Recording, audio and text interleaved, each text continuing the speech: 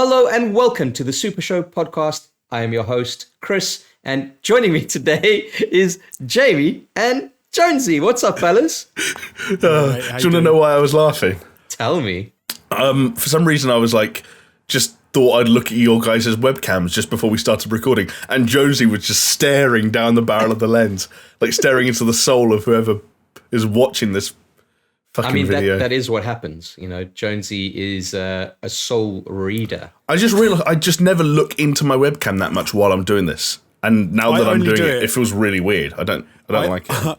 I only do it right at the very beginning to be like, I don't know, because I feel like I should. Because otherwise, if you never do it, then it's like you're not even acknowledging there are people watching, which is kind of strange. All right, I guess so, fellas. It's kind of odd. I don't know what to say. You've deflated me now. But hey, we are a gaming podcast, deflated or not. So listen to us, watch us. We're on YouTube, we're on Spotify, iTunes, Google Podcasts.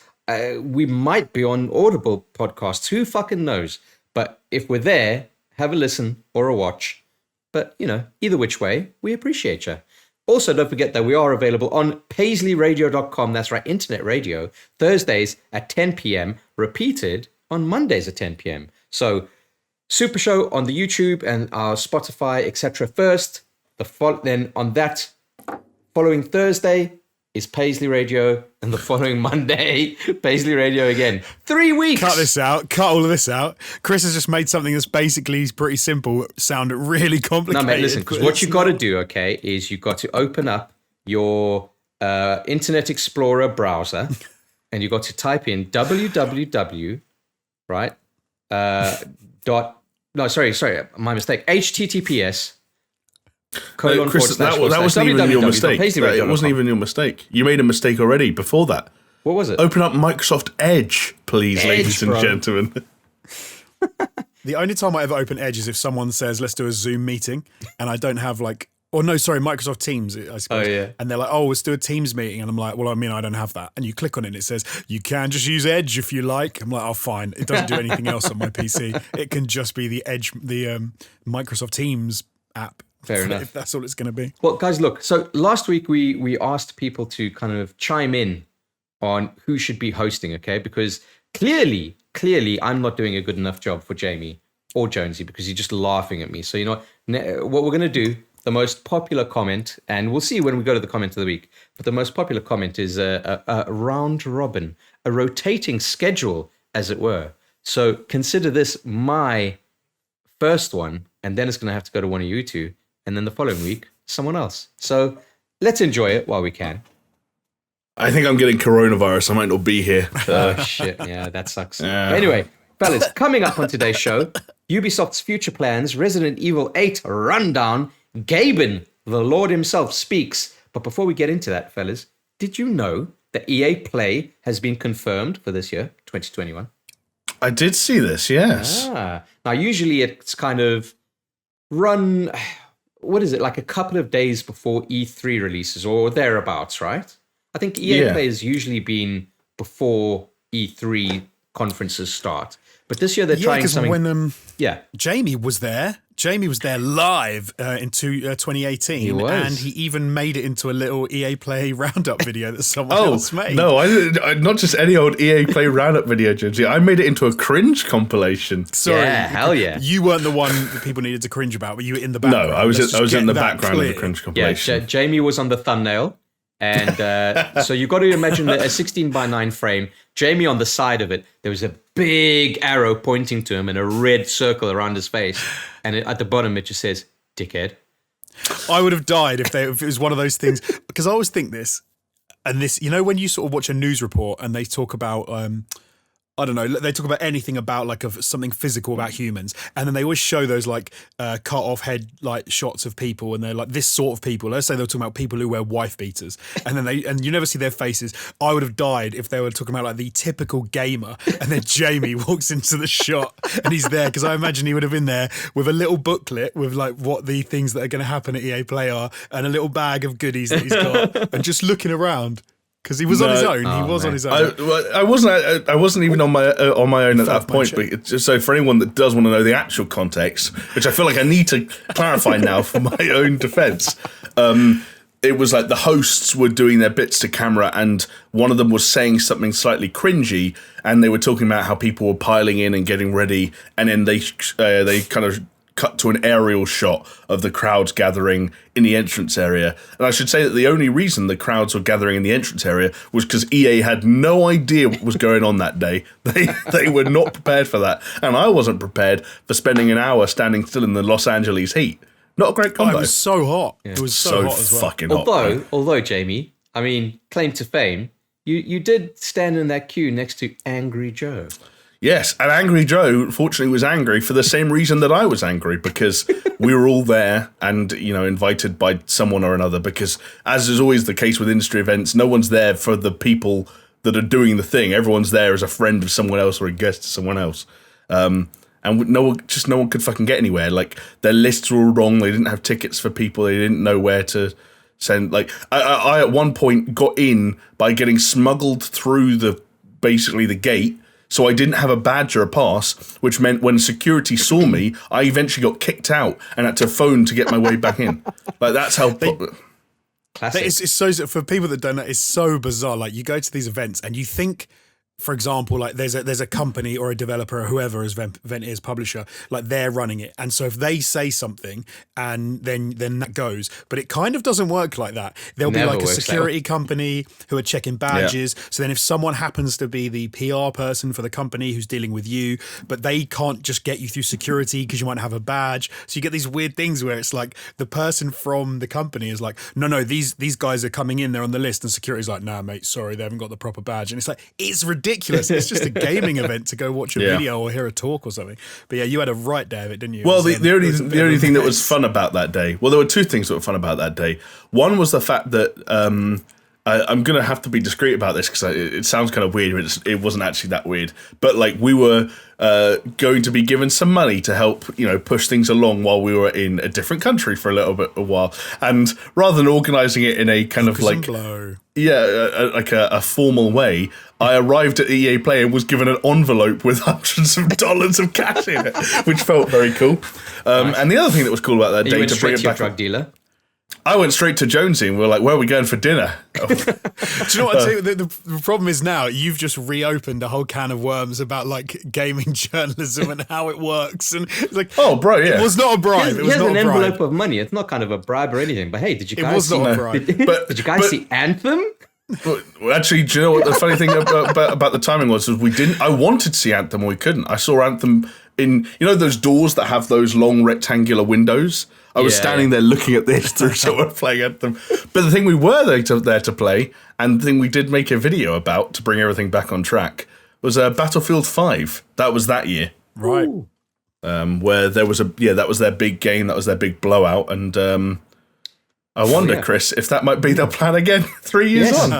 Well, yes and no, because, hey, Battlefield has been confirmed to be revealed sometime in June. So that's before EA Play, because what I wanted to get at is E3 is in June, usually, and this year is no exception. But EA Play, for some reason, is July 22nd. So, which is weird, because like you said, usually it comes first. Yeah, this time but it comes after, which is strange. Even more strangely is E3 is at the beginning of June.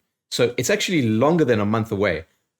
I was speaking to you guys on the WhatsApp group and saying, why have they done this? The only thing that I can think of is that they have a lot of stuff that they want to have the conversation purely around that and nothing else. No diluted messages by any other conferences and people to forget it. I think that this year EA is going to go with a bang, really. So we know that, yes, okay, even though Battlefield 6 will be revealed in June, that could just be the fucking reveal trailer. And then we have to wait until July 22nd to see some gameplay or any kind of confirmation. When we were at EA Play in 2018, that was the same way it worked, where the reveal had happened, I think, the month before. Do you remember that CG trailer that got lots of people riled up because it had women in it and bright colours? And those are two things that World War II historians didn't like, women and bright colours. Hashtag historical. Hashtag not my historical accuracy. Do you remember that weird little tease that they had for the Battle Royale? Oh yeah, no. It's like you see the flame just slowly moving or something like that. Yeah, and then you don't remember this.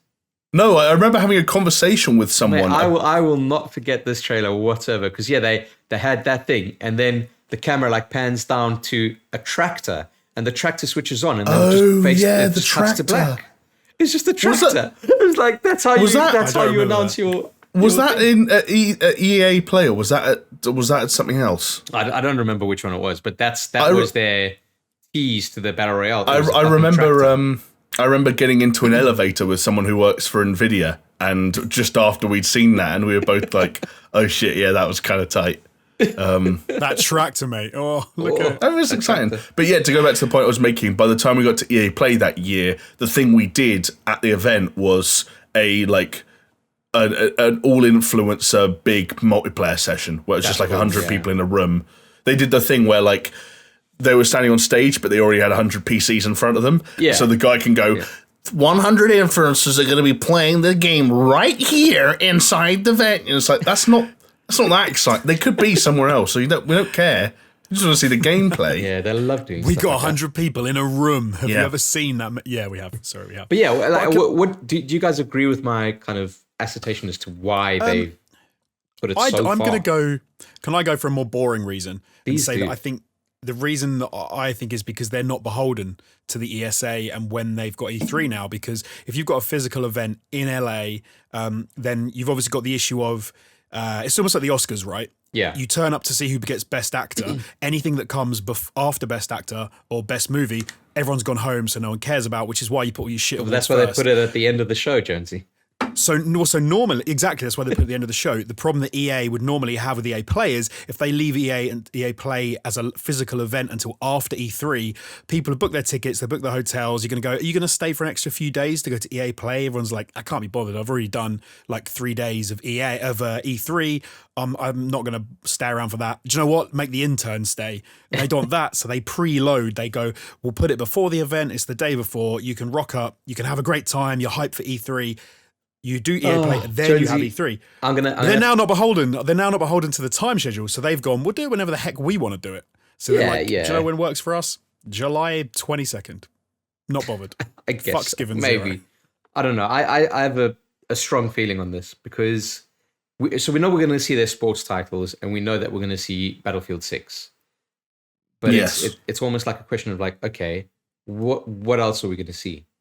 Right. There's Dragon Age. The Dragon Age 4, I believe that we'll see a lot more of that, personally. And I was saying, like, a one more thing would be a great, if there's like, here's the new Sims game as a one more thing. I think that'll be a nice way to end off the show. A new Sims game feels like it's been due for years now, so yeah. I'd be down. There's only so much you can do with fucking IKEA DLC packs, right? Right. The only issue with that is it's just going to look exactly the same as every other Sims game. It's going to be like so boring. That's true. You're not wrong. Yeah, EA have always had that sort of that power play potential where they've got a lot of cards that they're holding in theory. Some of them they haven't played for over a decade, so they're probably not going to now.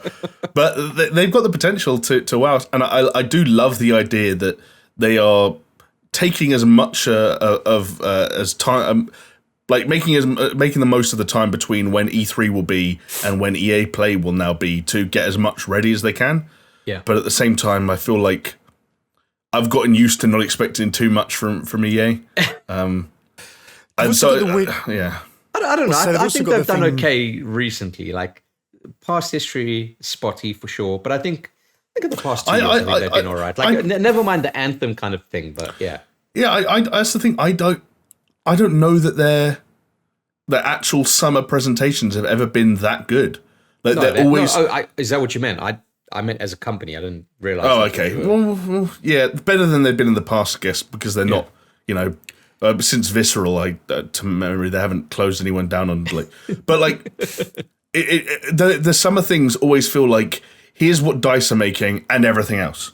And the everything else recently has been like, maybe you get Joseph Fares up there, although obviously he won't be up this year, his game's just come out. Maybe you get a Need for Speed, but this year, again, that won't happen because they got put on Battlefield in an emergency. Yeah. Is there anything Star Wars related ready? I don't know. Is there any Respawn related ready?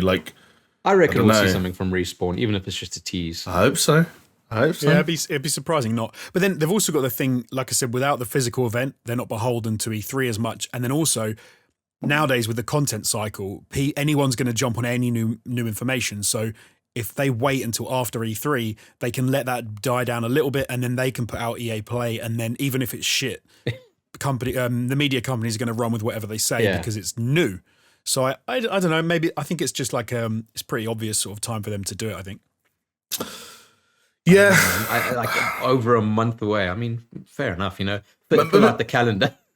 But maybe it's also one of those things where it's like, if you go in late June, then you are just late to the E3 party. If you get just enough distance, then you're your own thing.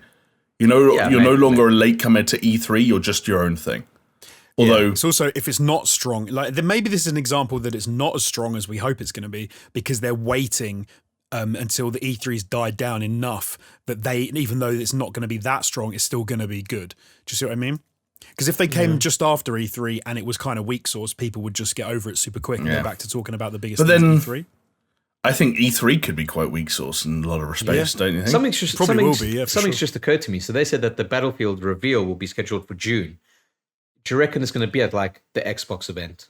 That was one thing that I wondered. At E3. And so maybe it's a case of like, hey, here are the trailers for some EA games. Wait until EA Play for more like gameplay or whatever. Ubi did that last year with Assassin's Creed, didn't they? It's going to be so annoying if they say Battlefield 6 and they give a teaser, and then you have to wait until July 22nd to see like the proper. It's probably going to happen, dude. And that'd be the so audio annoying. Trailer that, well, the audio from this supposed leaked trailer that came out was like, it was like a minute long.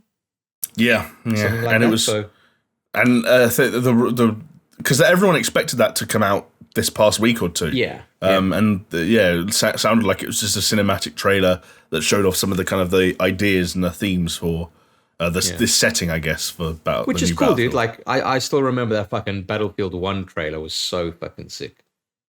Yeah. But maybe that's why that Seven Nation Army and everything. It's good. I do, because I remember that was the year of Battlefield 1 versus Infinite Warfare, the battle of the like to dislike ratios on the trailers. And Infinite Warfare got shit on. Yeah, but then Battlefield have got the problem that every time that they do really well at the moment in the trailers, in the in kind of like the environment, and people talking about how good their games look and how this is like almost it's the year for Battlefield. It's like a rebirth of Battlefield, and then game comes out and it's like a damp squib every time, and it's kind of like I don't. They did it again. I wouldn't say that they're damn squibs. I just think that you're just in the sense of like as like you were saying, ratioing COD, right?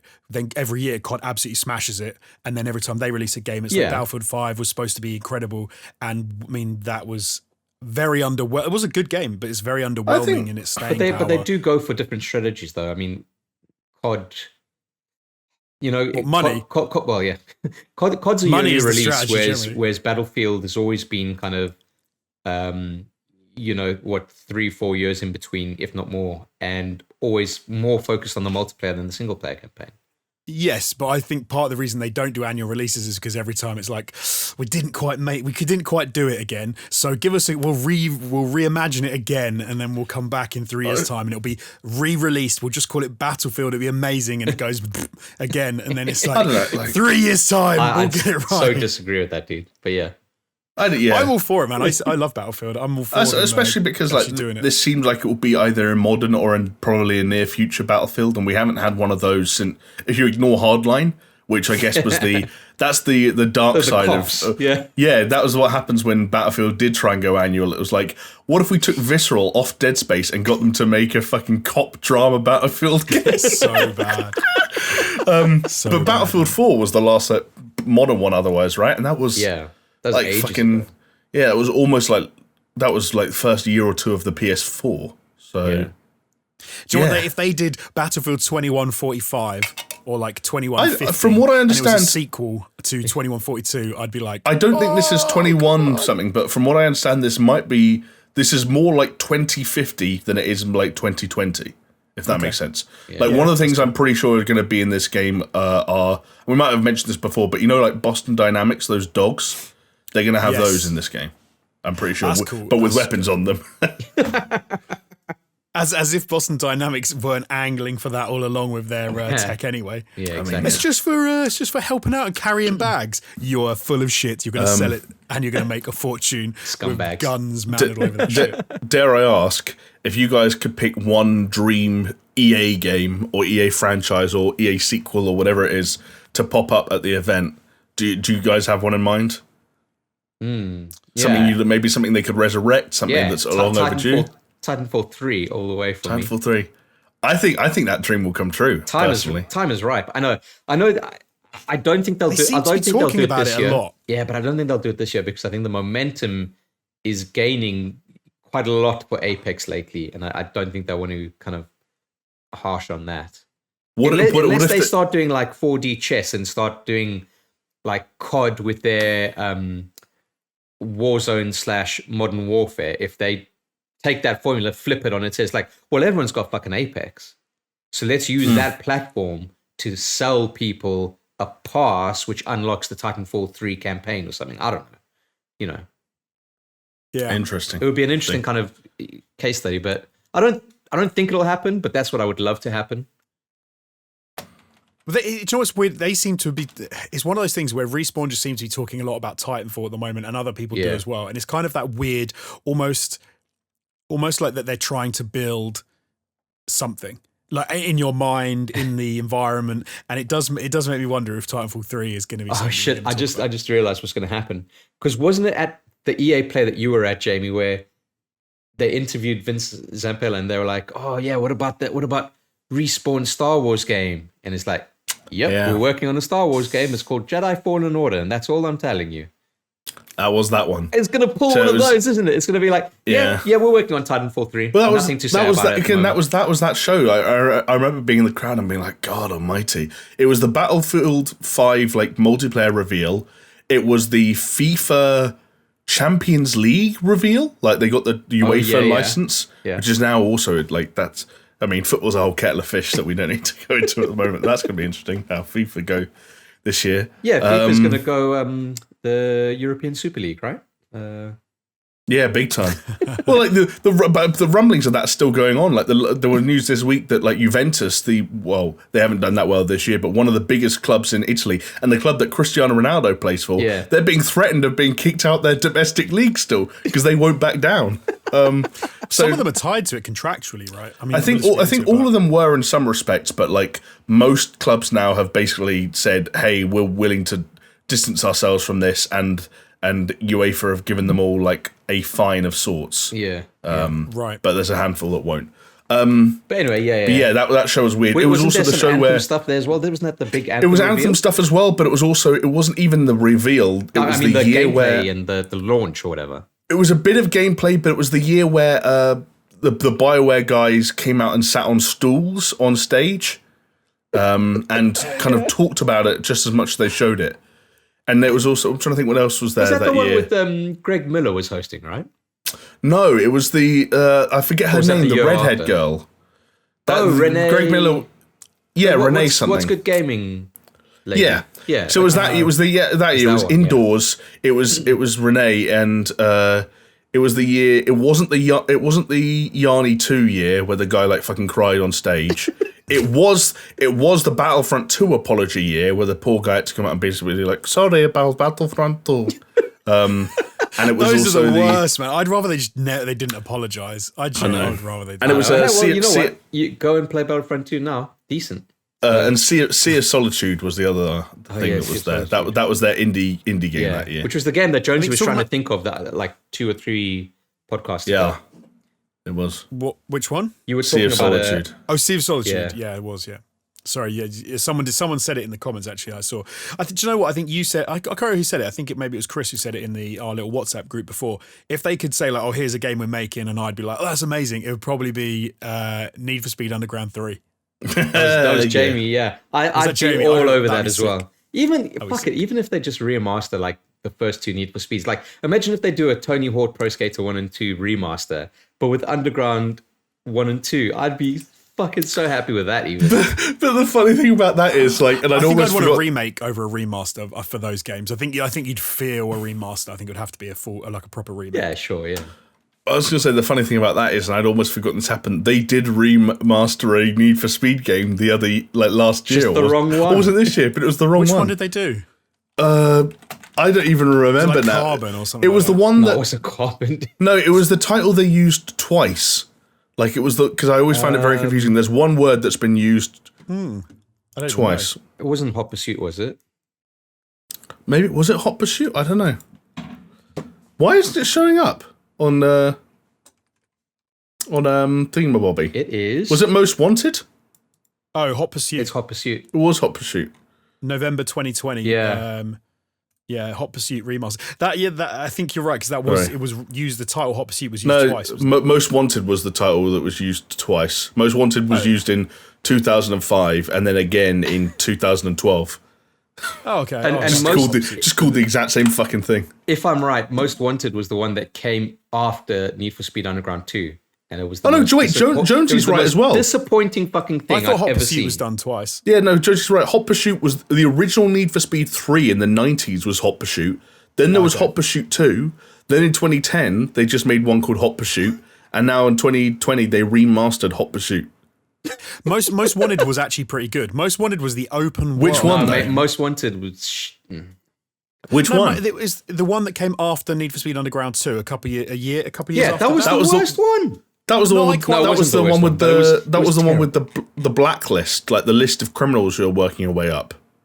No, it was the one where they reintroduced the cops for the longest time.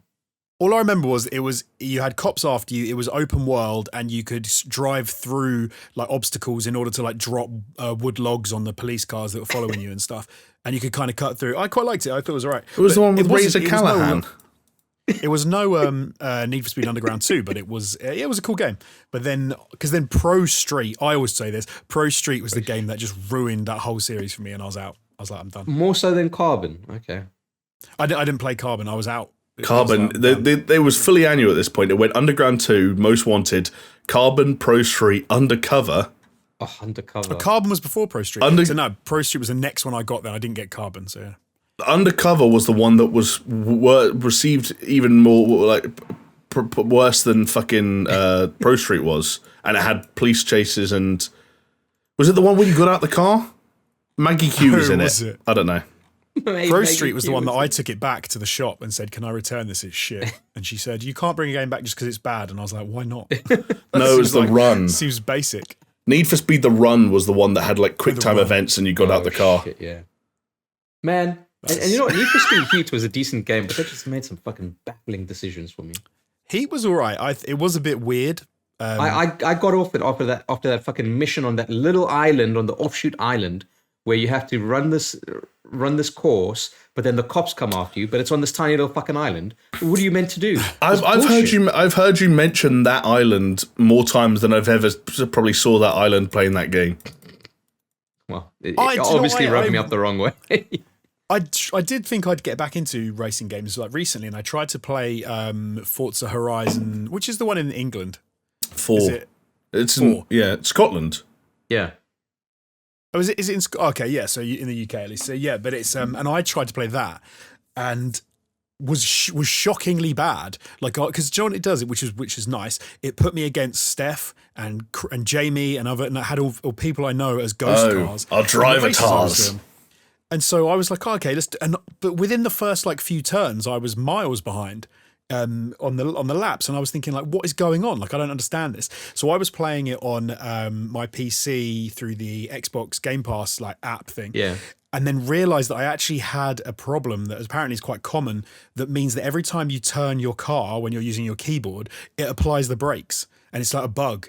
And so I have to. So every time I would turn, you'd hear it go like around every bend, but you lose loads of speed. And it's a really common thing. I couldn't figure out how to get rid of it, so I haven't played it since. That is ridiculous. You get rid of it by plugging in a controller.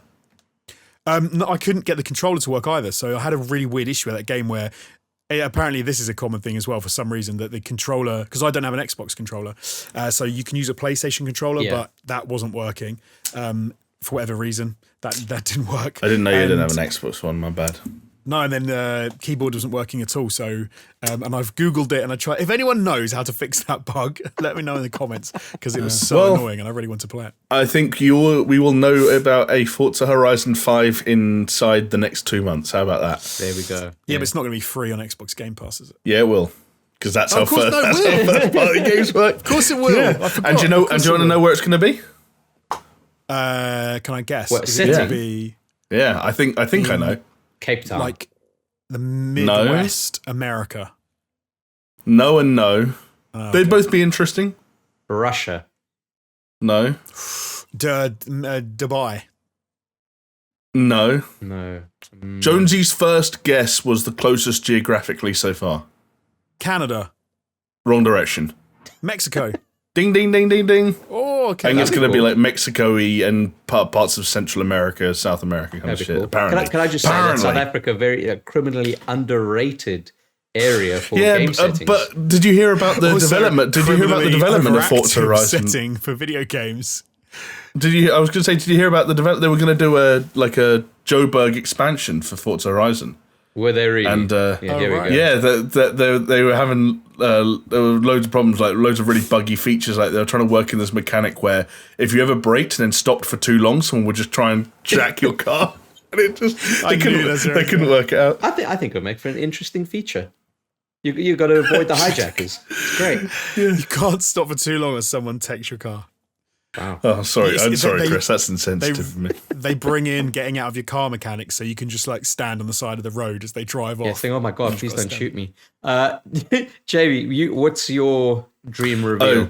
It wasn't going to be this until I was reminded of it the other day when we were having our conversation. But I'll say I would love Def Jam to come back in 2021. I just love to see the lineup of rappers that a new Def Jam game, like a full-on Def Jam game, Don't you would feel pull that like together. the new breed of rappers are just not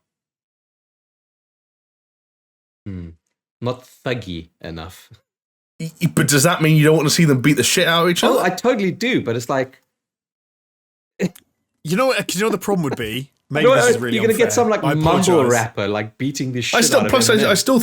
I still think you bring everyone back from before.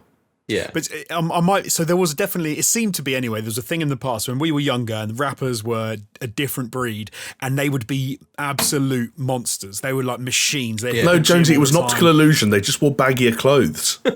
No, dude, some of them were diced out of their minds. Like, they were big blokes, and like that's like watching heavyweights fight. Nowadays, I almost imagine if you have like Takeshi 6ix9ine or something. I don't even know if he's probably not even on, like, wouldn't be in Def Jam, but whatever. And then he was fighting another like 5'3", like 100-pound rapper, and it's just like one of those lightweight matches where no one actually does any damage. They just score points, and it's really boring. Yeah. I'm looking who's signed to Def Jam at the moment, according to Wikipedia. But there are names on here that don't make sense, like BTS and Justin Bieber.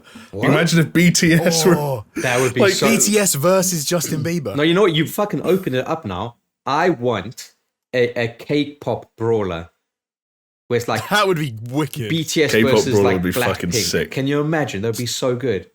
And it's like Do you know what the best thing 4 about on that is? 4, It would whatever look- it is. It would end up being like a Dynasty Warriors game because there'd be so many people like, on the No, screen. I reckon it would be like Smash Brothers, you know? Like It a would be co-op like- Smash Okay. Brothers. Okay. I'm thinking of like is it like Marvel versus Capcom where you Yeah, have to yeah. pick like 3 fighters and they're always jumping in and out? Yeah, or like Tekken Tag. Yeah, exactly. Kanye West is on Def Jam. There you go. He's not a rapper, but he can. I suppose he kind of is. Yeah, but like when you're looking at like the LL Cool J is still the- signed to Def Jam. He was a beast. He was a big bloke. I don't know if He's LL still Cool signed. J was it. But I'm That's looking weird. at like Yeah. I'm looking at the lineup for like Def Jam Fight for New York, for example, where it was Method Man and Redman, Ludacris, Ghostface Killer, Flavor Flav, looking Busta at current Busta artists. Rhymes, Ice-T, That's Snoop Dogg, Warren G, Exhibit, like Oh, Warren G. and then you had people like Carmen Electra, Danny Trejo, Henry Rollins. It's like that. Those were like Fun game. Bubba Sparks. Oh, Bubba Sparks. yes. Bubba Sparks. Like you'd have to do like some kind of like 90s or early 2000s throwback Def Jam game, I think. But Jamie, going back to that WhatsApp chat, two more games that we discussed there that I want to mention. Another fight night could be really fucking cool. Yep. I understand why they fucking do haven't it. done it, but like just that whole kind of system of having the analog sticks as your fucking punching hands, which is felt so fucking good. Honestly, like it's, and the other thing is, like in boxing terms, it's never made more sense than now. Like Yeah, if you want to, totally. like I think if you want to make a boxing game at this point, you've got like fucking 2 to 3 years to make it, and fucking put AJ and Tyson Fury on the front cover, or like, otherwise the window's gone. Really, Yeah. like because I think boxing's the weird place, but that's neat. That's another But conversation. the other one that you mentioned, which obviously on the face of it, Because of Jake Paul and Logan Paul. Well, that's not helping. That's not helping. I think it's helping in a way. But yeah, another one that we mentioned, which obviously is not going to happen, but it could happen in some odd way, is another Dead Space. I mean, even if they reboot it or whatever it is, hand it to a new studio or create a new studio just to take care of it, it's not impossible to think that it could happen. But like, I like the idea of a spiritual successor to like Dead Space 1, but I wouldn't necessarily want to see like a direct sequel for Dead Space. Not because like that series is a great series, but and obviously, well, the earlier game and 2 was all right, Yeah. but I don't think I'd necessarily want to see a continuation of that, if that makes sense. But I'd be totally up for like a sci-fi, alien horror, like that isolationist kind of. Yeah, I don't know. I'd be up for a reboot, or even I'd be up for a new story set within the universe kind of thing. Totally. I see that would work. A story in the universe would work, but I mean, like I don't think a sequel necessarily, or like would be a way to go. Yeah. But like, or a reboot. Like, I don't necessarily think they need that. Like, but yeah, a story in the universe, almost like this is. People are going to hate this because people hated this movie. Almost like Prometheus. Yeah, That would work. okay. So like a Prometheus to Alien would work really well.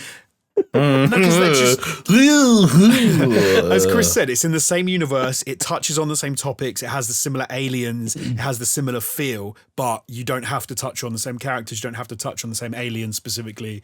You don't even have to show. I think that could be cool. yeah. Chris has won me round. Let's won have you it in the round. same. Yeah, way. no, I'm down for it. By the way, since we've been recording, PlayStation have announced 2 new color schemes for DualSense controllers. Yeah, the red and the black. grey. The red, yeah, and the black or grey one looks fucking slick as fuck. I've put it in the chat on Discord. I don't know. I really like the red one. It's called Cosmic Red and Midnight Black, for those who want to know. The Cosmic Red looks kind of like crimson-y, and the Midnight Black is almost like a charcoaly black. Bro, I love that black one for some reason. I Yeah. don't like the black one. I don't think they should have done it. Wow. Racist. Oh, that's the least surprising thing I've ever heard you say, you bigoted fascist. I don't think they should have done it. They went white, and it looks cool. The system looks cool. The controllers look cool. I almost like the separation. And to do the black one, I'm like, your weak sauce. They should have gone like I don't even know, like a red and a green or something. I think they should have gone red and grey, man. I think that if they'd gone like grey, like proper grey. yeah, like a 50% cool. grayscale grey, it would be really cool. Yeah, that'd be cool. Because you're almost getting to like touching the PS1 aesthetic, even though the PS1 was, say, more creamy grey than like a 50% grey. But you know, I wonder if the problem they have is because of the blue LED light, they want colours that go with the blue, and so they can't. The red works. By the red and blue end, works. you get towards the Black end of and this blue works. PlayStation 5 fucking lifespan, and you're going to see how many different fucking colors. That's not going to matter whatsoever. I want my bespoke PlayStation 5 panels and controller. That's what I want. I want some. Didn't that come? Because we talked about the company before who got like sued into. Yeah, but then D-Brand are doing ashes. it anyway. And D-Brand, when they launched their removable plates, they issued a statement to Sony saying, "Just try and sue us." I didn't even see that. I'm gonna have to like check that. Do out. they do Yes, plates I'm or do they do covers? Plates. Like stickers? Plates. Interesting. So you can buy a black plate for your PlayStation 5. Oh, Now they just need to make some good ones. What? Jesus. Joe's on the warpath today. No, Mr. Never Pleased. No. I'm pleased with what they did with the PlayStation, but I'm like that. But then if they don't make a custom plate that's black that just looks like a PlayStation 4, 3, You- 2. Just come out with, I want like some bespoke video game branded plates that I can get behind. Basically, what you just said is, give me a cyberpunk. Give me a cyberpunk plate. I'm there. I'm happy. Plate. You think you're the only one at this stage, plate. but you're like, oh, good job. You did this thing that everyone wants, but it's not good enough. No, it is good enough. I mean, come on. Who are you talking about now? The PlayStation or D-Brand? D-Brand, and your opinion of what they've just done. What they've done is weak sources. Weak source. I don't see how it's weak source. Because they've got all they're doing is you can get black plates. Yeah, black plates, and then you can buy their skins. But just do the skins. Sorry, just do the plates. Just make some cool plates. Well, I mean, they do I have to put the skins on? There's a cost consideration. What? Hold on. Do I have to put the skin on, or do they put the skin on for me? No, mate, you put the skin on. Oh, see, no, I don't like it. What did you want to send your PlayStation off to some random company and get it back looking different? No, he's saying if you buy a plate and then buy a skin, do they apply the skin to the plate? Oh, exactly. I see. I want them to say to me, we've got all these different game branded or whatever branded plates for your PlayStation. I don't care if that's a plate that they've made that they then put a vinyl skin on. Hang on, yeah, but then they're going to design that, they're going to manufacture it, and then 5 people are going to buy it. Like, it's not worth it. But look, come on. I don't think the belfry's going to interrupt the flow of the game. Like, I think you're just going to. Yeah, exactly. Jesus. Do you know what it is? Do you know what it is? It's like when you want something and you're like, I don't understand why people don't do it. Like, why no one makes this, because there would be money in it. And if you're gonna piss off PlayStation and say just try and sue us, like, just go for it. Yeah, but hold on. You see, because what you're doing is you're falling into that trap of saying like, oh, if they just make this, people will buy it. And you're only saying that because you are going to be one of the few people that will buy it. So you have it twisted in your head that everyone is like you and everyone has the same opinion and likes and dislikes as you. And you are all on the same fucking line. So that when D-Brand do release a Cyberpunk's plate, that you're going to buy it and you think everyone else is going to buy it too. It's not going to happen. And then I'll clap and say, thank you for doing what I wanted. Jesus. Well, okay, fellas, I've got a comment of the week that kind of feeds into this, all right? And this week, it's coming from Ginger Lou. I honestly don't mind who hosts, as you all bring your own opinions and arguments to the topics being discussed. I appreciate that you have quite differing thoughts on things, which makes for interesting discussions, borderline arguments. And then Ginger Lou goes on to say, but when Jonesy gets his tinfoil hat on, I'm siding against him. Always entertaining is what often happens, and happened in the last podcast, is when Jonesy has a misunderstood or wrong point, Jamie tries to correct him in his ignorance, and Chris just silently watches and laughs. That's not what happened in the last pod, though. That is exactly what happened in the last pod. No, I was talking about designing and feel and the way of making something work. And Jamie was annoyed because it wasn't technically, it wasn't doing what he thought it should do technically. And those are two different things. You can have something which seems to act in a certain way. I'm just going to reread Ginger Lou's comment here. Jamie tries to correct him in his... Chris, can I underline the word ignorance? Would that be tampering with the comment? I'll allow it. Underline, italics, bold. This goes back to people don't mind if Jamie's wrong, as long as... As long as Jamie is wrong and people agree with him, then they're fine with it. We're not talking technically right, because if we're going back to the PlayStation controller situation, here we go. We were both technically wrong, but people didn't like it. They only liked it to be that, as we've just said. I'm not biting. Can I tell you the only person who was technically right in that argument? Think about it. The only person that was technically right in that argument, this motherfucker right here. Me. I was right, because I'm always right. So I can't remember what you said now. He didn't. That's the point. No, he didn't, did he? He was completely silent. No, I did. Actually, he wasn't on the podcast. Oh, fuck. He wasn't even on it. You are such a revisionist cuck right now, okay? I think he was off diddling himself, so he wasn't even in the room. Off diddling to myself. Wow, okay. Anyway, but going on to the point of what happened last week, I got a message in another group chat, which is the ATG Forever group chat, where... Steph and our good friend Martin Ruffle from Just Interesting are in that chat as well. And they were just fucking laughing at how incredible it was that you guys were arguing for 15 minutes and I just let you at it. To the point that Steph goes, in quotes now, no, you fucking idiot, which is what Jamie said to Jonesy. All I did apparently was laugh. Can I throw an asterisk out here? Yes, please do. So this is 100% genuine, and people might not believe me, and that's fine. But when I got that message that said that back to me, I was mortified that I'd said that, because I don't. That's neither here nor there. And so, Jonesy, I genuinely apologise that I said that. Not accepted. Wow. Not accepted until you admit you were wrong about that. About the PlayStation 5 controller. Oh, I'll have to go back and I'll have to make a list. And yeah, you can say you were wrong publicly about all of them. Martin Ruffle certainly came to a head when you called Jonesy a fucking idiot and Chris stayed silent for 15 minutes. It's funny because I don't remember Chris being on that podcast. Wow. What, last week? Yeah, I thought he was away. No, this is your face blindness coming out, and you just thought I was someone else. Amazing. Yeah. But yeah, you know what, Jamie? Fair play to you for apologizing for that. I didn't think you needed to that was just one of those things where I was like, did I really call Jonesy an effing idiot? Like, you had no arguments left. So because the funny thing is, like, they are arguments in so much as we are like arguing against one another and making different points, but they're not arguments in the way that like we take them seriously. Like, yeah, sure. And so I'm just always a little bit surprised when like.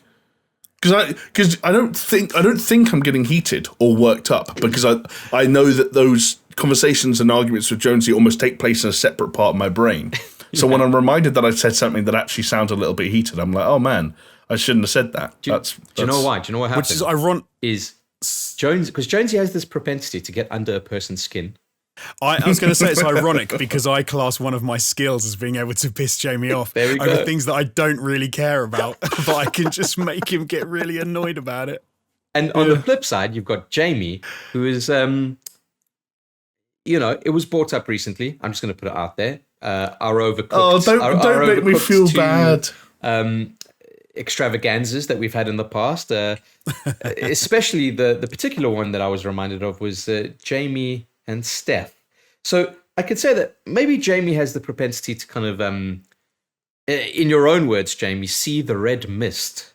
And I think that's exactly what happened last year. I like to. This is a genuine question. This doesn't need to happen on the podcast, but here we go. Why not? You both worked with me for 7 years. Let's call it. Yeah. I don't think I ever let that. I'm not. Do you know what? I'm not going to leave that there. This is just me trying to fucking weasel my way out of believing I'm not an inherently angry person. You're not. You're not. Yeah, you're not I am on your side, and you never let your temper get the best of you in all the years that we worked on All-Time Gaming, except for the except for the Overcooked videos, which that's showmanship. You put your hands up and say that's showmanship. Yeah, because let me ask a question. Would you say there was a link or a correlation between my red mist and a camera rolling? Yeah, of course. Showmanship, dude.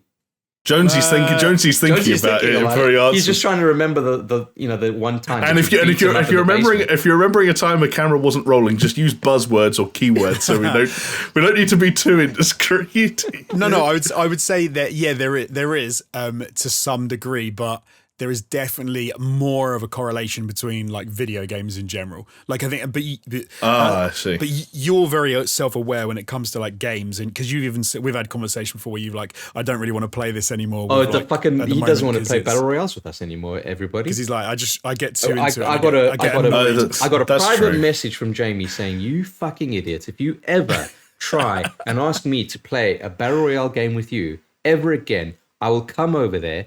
And with the red mist, and I will beat you to a bloody pulp. So, do you know what? I'll tell you what the problem is, though, because I have this now. I think I know how Jamie feels, because sometimes with video games. Are you going to say? Hold on. Are you going to draw a parallel between us playing battle royales with Jamie and you playing a game with your son?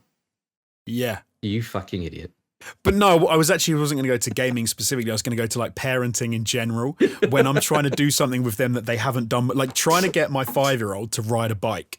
Well, actually not the 5-year-old anymore, but more like the 2-year-old. And I'm like, push the pedal. Yeah, push it. No, don't push it back. Push it forward. No, push it forward. Push the pedal. yeah, you're doing it. That's really good. And I'm like, oh no, hold on. Now you're pushing it backwards again. Push it forward. And 10 minutes of that must be like what Jamie feels when we're playing Warzone. I can see that. And he's going, Chris, can you get the Jonesy? No, don't shoot that. Oh my God. Now they know. Are you silenced? Have you got Ghost on? It takes me back to the, where's the meat? This meat's uncooked. Where's the bun? Yeah. Oh my God! But you see, I think you hit on one of the differences as well. Is that like with the overcooked thing in particular? You and we were playing to piss Jamie off. Like I remember there was one time I wasn't. Was slicing, I don't think I was. Okay, fair enough. I was. Maybe not. I was slicing onions and I was just chucking them on the floor and then going back and slicing more onions and chucking them on the floor. Okay. But there was a bit. But the thing is, because it's such a frenetic game, Jamie didn't realize until it was time to get the onions, and all of a sudden he turns around and there's like 10 onions on the floor, and he's like, "Where's put all these onions here?" So I think at the beginning, the fun that I get out of Overcooked is just like, making Jamie go all Gordon Ramsay. But so I will say about like me annoying Jamie and him seeing the red mist. So when we used to work in an office every day of John Babb, we'd start talking about something, and I would say things just to get him annoyed, and he would stop and go, You're being a troll, aren't you? You're doing it again. He's like, oh, I'm not getting, no. Not getting pulled and into that one. And maybe the difference is, me and Jamie just like to get into it, and I start to poke the bear, and the bear sees red. It's been an interesting... And then he plays up to it. Of course he plays up to it as well. I will, in your defense, Jamie, I will say that we have played frustrating games where we have been perfectly fine. One of the examples is Heave Ho. We did very well in our Heave Ho stream when we played it, and Heave Ho was one of my favorite multiplayer streams we ever did. It was so good, dude. I'd love to play that again. It was so fun. An underrated stream and an underrated game. Yeah, I agree. Yeah. I'd tell you what, one that'd be wicked to play together in person was I can't remember the name of it. It's the Ubisoft Trials game where you can both sit on the motorbike at the same time. Oh, right. Trials. Rising was the last one? Trials Rising, yeah. Was it Rising? Because Jamie and I played that at an Ubi event, and that was fucking hilarious because it got to it was like brothers sitting there going like, "You're leaning too far back. No, it's you. I'm doing. Oh, no." And it was great fun. Yeah. Well, fellas, I think that'd be cool to stream. The only thing I can tell you is that if we have any snowball's chance in hell of getting back to that kind of a situation where we can meet up, we can play these games, these co-op games live, we can stream them, or we can record them and do a let's play. The only way that it's going to be possible is if we have a little bit more patronage. That's right. It's that time. It's that segment. We're talking about patreon.com/SuperShow. And that is how everything that you're listening to today is being brought to you, into your ears. Like the anvil and drum in your ears kind of vibrating, sending those signals to your brain and down into your loins and releasing that pleasure.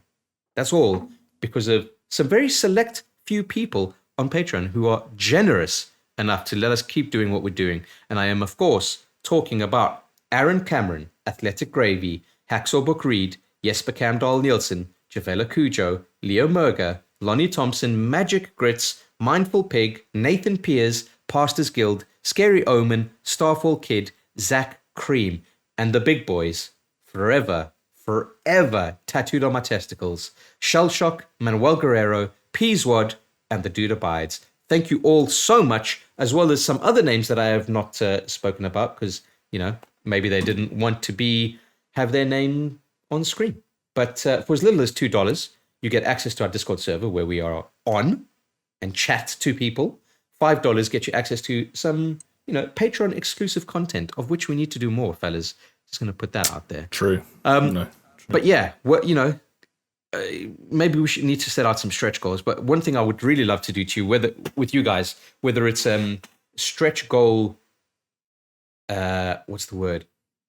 Tied into a stretch goal or not, is we got to figure out how we're going to do a Resident Evil 8 Village playthrough. Bro. Whether it's a stream or a let's play or something, we need to fucking do it.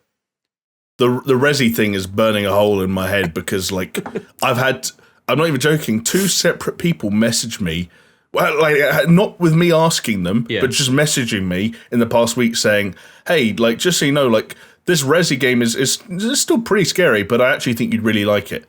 And it's like, Okay. oh, dude, for the first time in ages, I'm thinking, oh, would I have the confidence to play this on my own? But I'm not. I'm not going to let myself spoil what could be a very fun playthrough to do with you two. So how are we going to do stars it? align. Currently, what I wouldn't do it. I wouldn't play it on my own. I think the only way I'd play it would be with you guys, to be fair. Yeah, I think I'm in the same boat. I'm dying to play it, but I want to play it with you boys.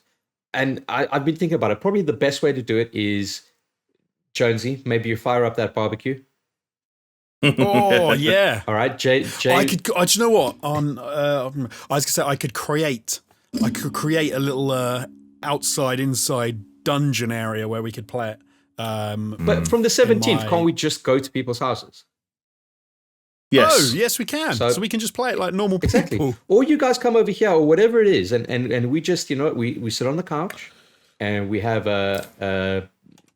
It's about 12 hours, isn't it? Right, 12, 13 hours something long? like that. So I think if we could do it. If we record it over, say, 3 days, because I was thinking one.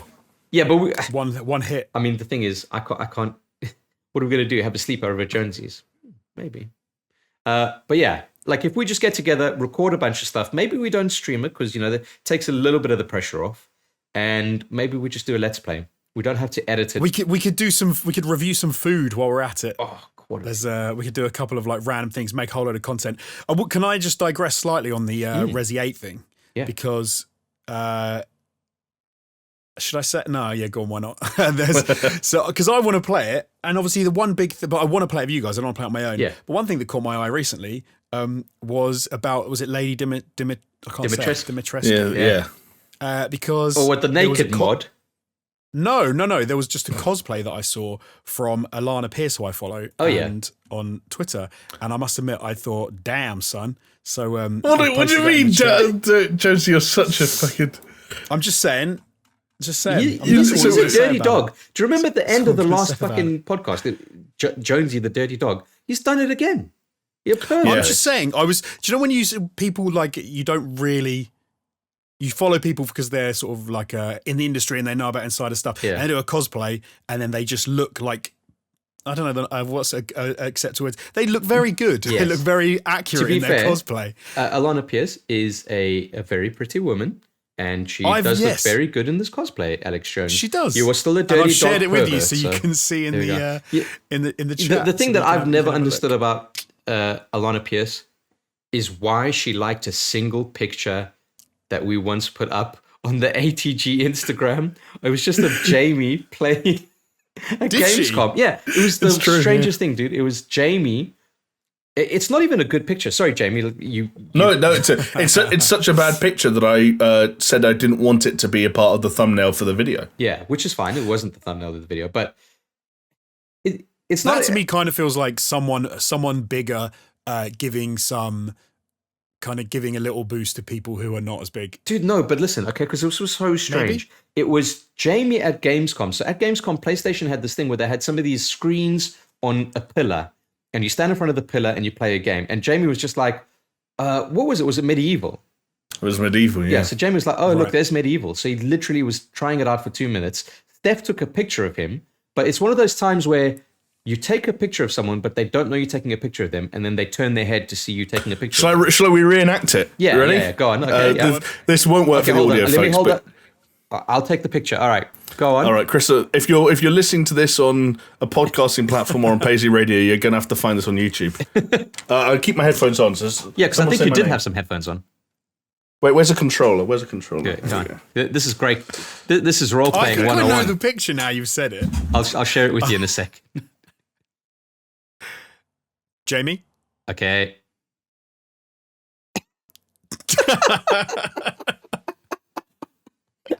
There you go. And Alana Pierce liked it. So the only I would like that. And it's like the only video. It's adorable. I just find it so fascinating. It's just weird, bizarre. I don't know. Anyway, that was a slight digression. She's had such a cool career, man.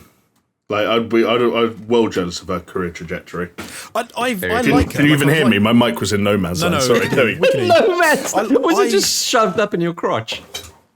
No, not that no man's land. I just mean it wasn't near my face. Jesus Christ! Rammed it down to take the picture. Alana Pierce is one is interesting because I like her stuff. I liked her for a long time. I follow her, watch her content now, but she does seem to be more popular and ubiquitous than what I would have thought her career would lead to. Like she's in Cyberpunk. Like she has she's got a quest line. Yeah. And they've got so much. I think she's done that for a few games and stuff. Like she's popped up randomly, and it's one of those where I'm like, maybe there's some other stuff I don't know about, and she's like much more involved in the industry than I thought she was. Oh, bro, she now. Yeah, so I was going to say, I think we're going to say the same thing. She's a writer at Sony Santa Monica, presumably working on the next God of War. Yeah, relatively recently, like in the last year, isn't she? That was a move that she made. I don't think it's like. But no, which is awesome. Well done. Or more mad props to Alana for Jonesy getting there, smashing it. Click on that link. That's the video. That's the picture. Oh, why are we doing this? Yes. You can actually see if you look at the picture, and it is still up on All Time Gaming's Instagram for anyone that is curious for whatever reason. You can see that I've clearly heard someone say my name because I'm looking at the person taking the picture, not the camera. If you look at my eyes. Yeah. I've also got the Gamescom Classic, which is when you get a giant spot in the middle of your forehead right before you go to an event. Yeah, just a classic little pic. And you know what the best thing about this is? The look on your face says, Steph, I'm going to kill you, you fucking idiot. Yeah. Also, shout out to the Nethernoose, who not only commented on that picture 90 weeks ago, but is still with us today. Hell yeah. In Chris's chat on Twitch yesterday. The other day. Yeah, yesterday. It was yesterday. Yeah. I'll give an insight into pictures and stuff behind the scenes because Jamie hates having his like picture taken and stuff usually. So whenever we go to an event and say, "Oh, Jamie, we're just gonna do," he's like, "No, come on, man, I don't want to do that." What do we do? Well, this is just a fucking. Jamie, this is for you. Okay, yes, that is a good. That is fucking a good video. I just shared a video with the boys of us at Gamescom where Steph was trying out this. It's like a pad that you put on your feet to try and give you movement in VR. That was honestly, great. I think that was maybe the funniest thing that happened out of that entire trip. Yes, I mean, there's other layers of that story that we can go into. I don't know. When we peeled off all those onion layers, it was absolutely the best thing that ever happened. Yes. I'm just trying to see in the likes. I can't see Alana Pierce's like this picture. Oh, maybe she's unliked it. She's No, she. I'm looking at it. She's still there. Yeah. She's towards the bottom of the likes. She's weirdly enough, she's just above an old colleague of ours who we used to do some Agony Uncle videos with. Oh right, yeah. Okay. Right next to that person, if you can see him. God, it's weird seeing also just like there we go. Again, like names of people who. Not to be to be bored about it. 500,000 followers on Instagram she's got, and she's liked a little old picture of ours. That's wicked. I'm saying claim to fame, boys. Angry Joe, Alana Pierce. If you're watching this, come on. I think it was a misclick. I think you can so easily accidentally like stuff on Instagram. It's true, but then how did how did it land up on her feed?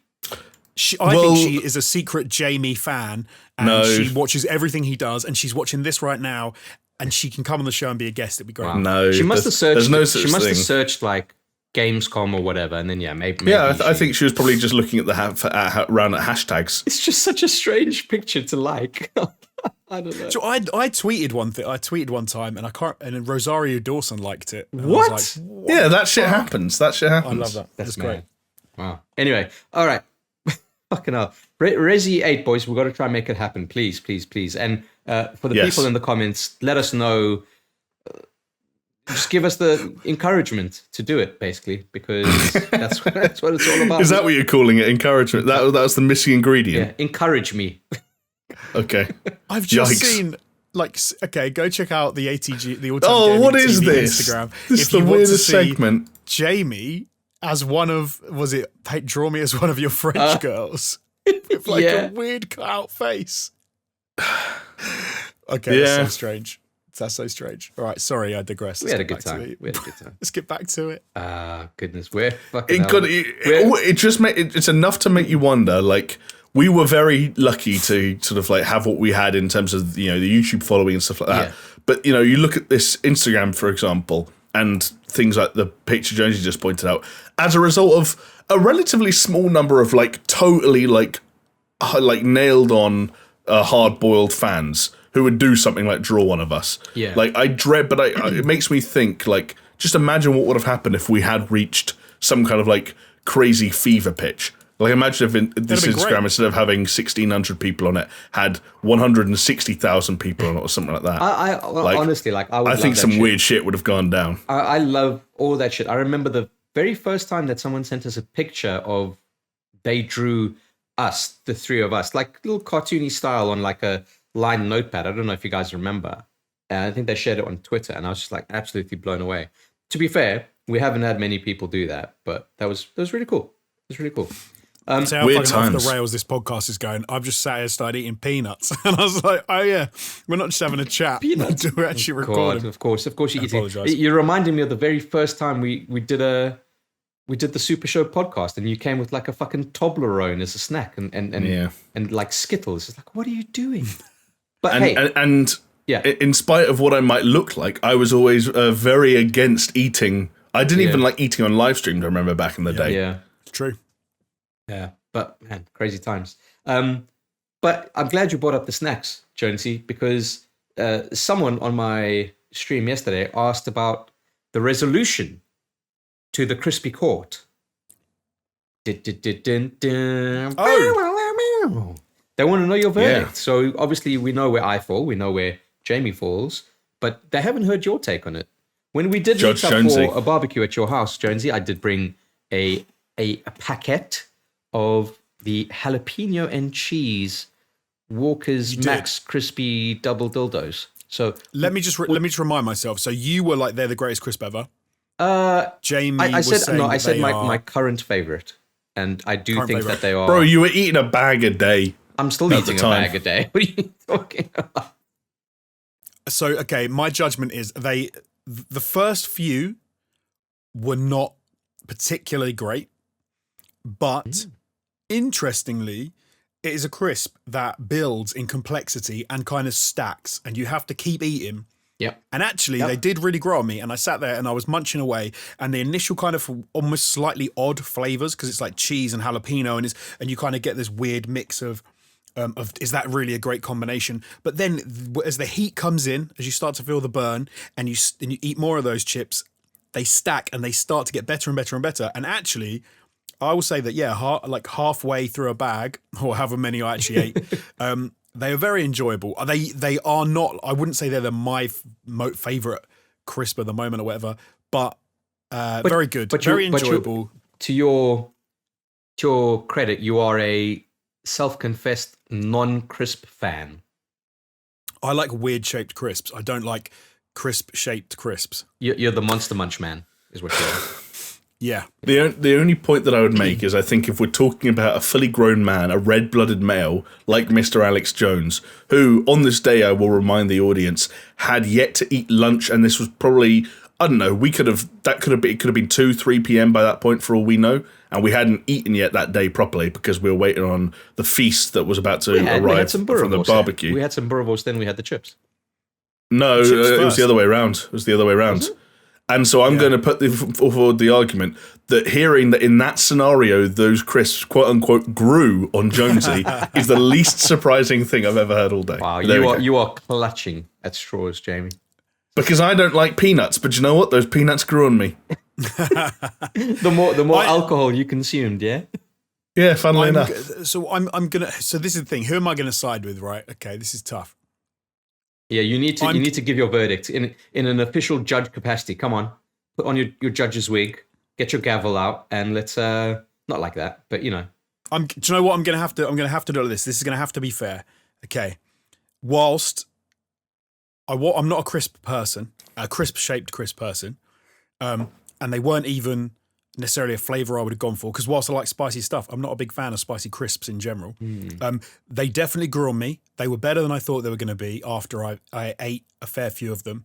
The complexity, the flavours mingled, they were very good. They were enjoyable. I think I was having a beer at the time. They went very, very well with the beer. However, that having been said, I have to use the judgment of like a rational human, right? Mm-hmm. If I'm going to say a crisp which is a current favourite, that suggests selection. Would I therefore select that crisp, that packet of crisps, if I went to the supermarket and they had various flavors there? Would I be more likely to select them than something else? And I will say, no, I wouldn't. I would still go for some others first. One that jumps to mind is like the Doritos tangy cheese. I think I'd rather go for. Doritos tangy something cheese. Like that. I think I would, which means that I have to then side. My judgment, my ruling, has to go with Jamie to be absolutely fair. So yes, A travesty, but that is my but judgment. the judge has spoken. And I have no other choice but to respect the decision of the court. I thank you. It is bullshit, and I shall be appealing. But for now, I will respect the judgment. But also, and Jamie knows it because as soon as he said tangy cheese, no, this is obviously a personal thing. Like, I'm a fan of the. So my favorite crisp, and this people are going to now think I'm an idiot, maybe, but my favorite crisp is the original cheesy Cheetos, like the ones that give you all sorts of diseases. I don't know, like the knobbly, tangy. It's not tangy cheese. What is it? It's just cheese. I think it's just called cheese. The Cheetos that are incredible. They are absolutely incredible. I think that I've never had them.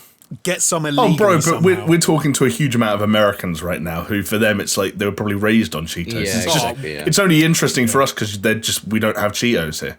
But I was raised on them as well. This is the problem, because I used to spend 6 weeks of every year in America when I was a kid, and one of the things I would always look forward to was like, because you can't get Cheetos in the UK, so second I landed in the States was like, Nan, where's the Cheetos? Give me the Cheetos. It was the Pizza Pockets, Bagel Bites, and Cheetos, and like frozen burritos. Oh my God. This is what I lived on for like 6 weeks of every year. The bagel bites were good. Didn't you buy bagel bites in LA when we were there a couple of years ago? Because I said, you've got to try all this shit, and you were like, I remember that I loved it. So I was like, Jamie, right, we're going shopping, man. I'm going to get all my the stuff I used to love as a kid, and you were like into it, yeah. Yeah. I still remember when you got sent to the shop, and I think one of your missions was like, just come back with some shit we've never had before, please. So something interesting. And you arrived with it was Cheez-Its, they were good fun. But the other thing was Hostess Donettes, these like mini donuts, and they were fine. They were fine. Good. They were good. You know what else looks good, fellas? I don't know if you've seen the trailer for The Green Knight, the new A24 film coming exclusively to cinemas this summer. No. Can I throw a controversial thing your way, Chris? Not to kind of get into the conversation early. Preferred the first trailer, the one from last year. I didn't see that first trailer. I had no idea what this was. So I watched this trailer obviously the latest trailer that's come out. Man, I was kind of like, I don't know why. Like, maybe because it just came out of nowhere for me, but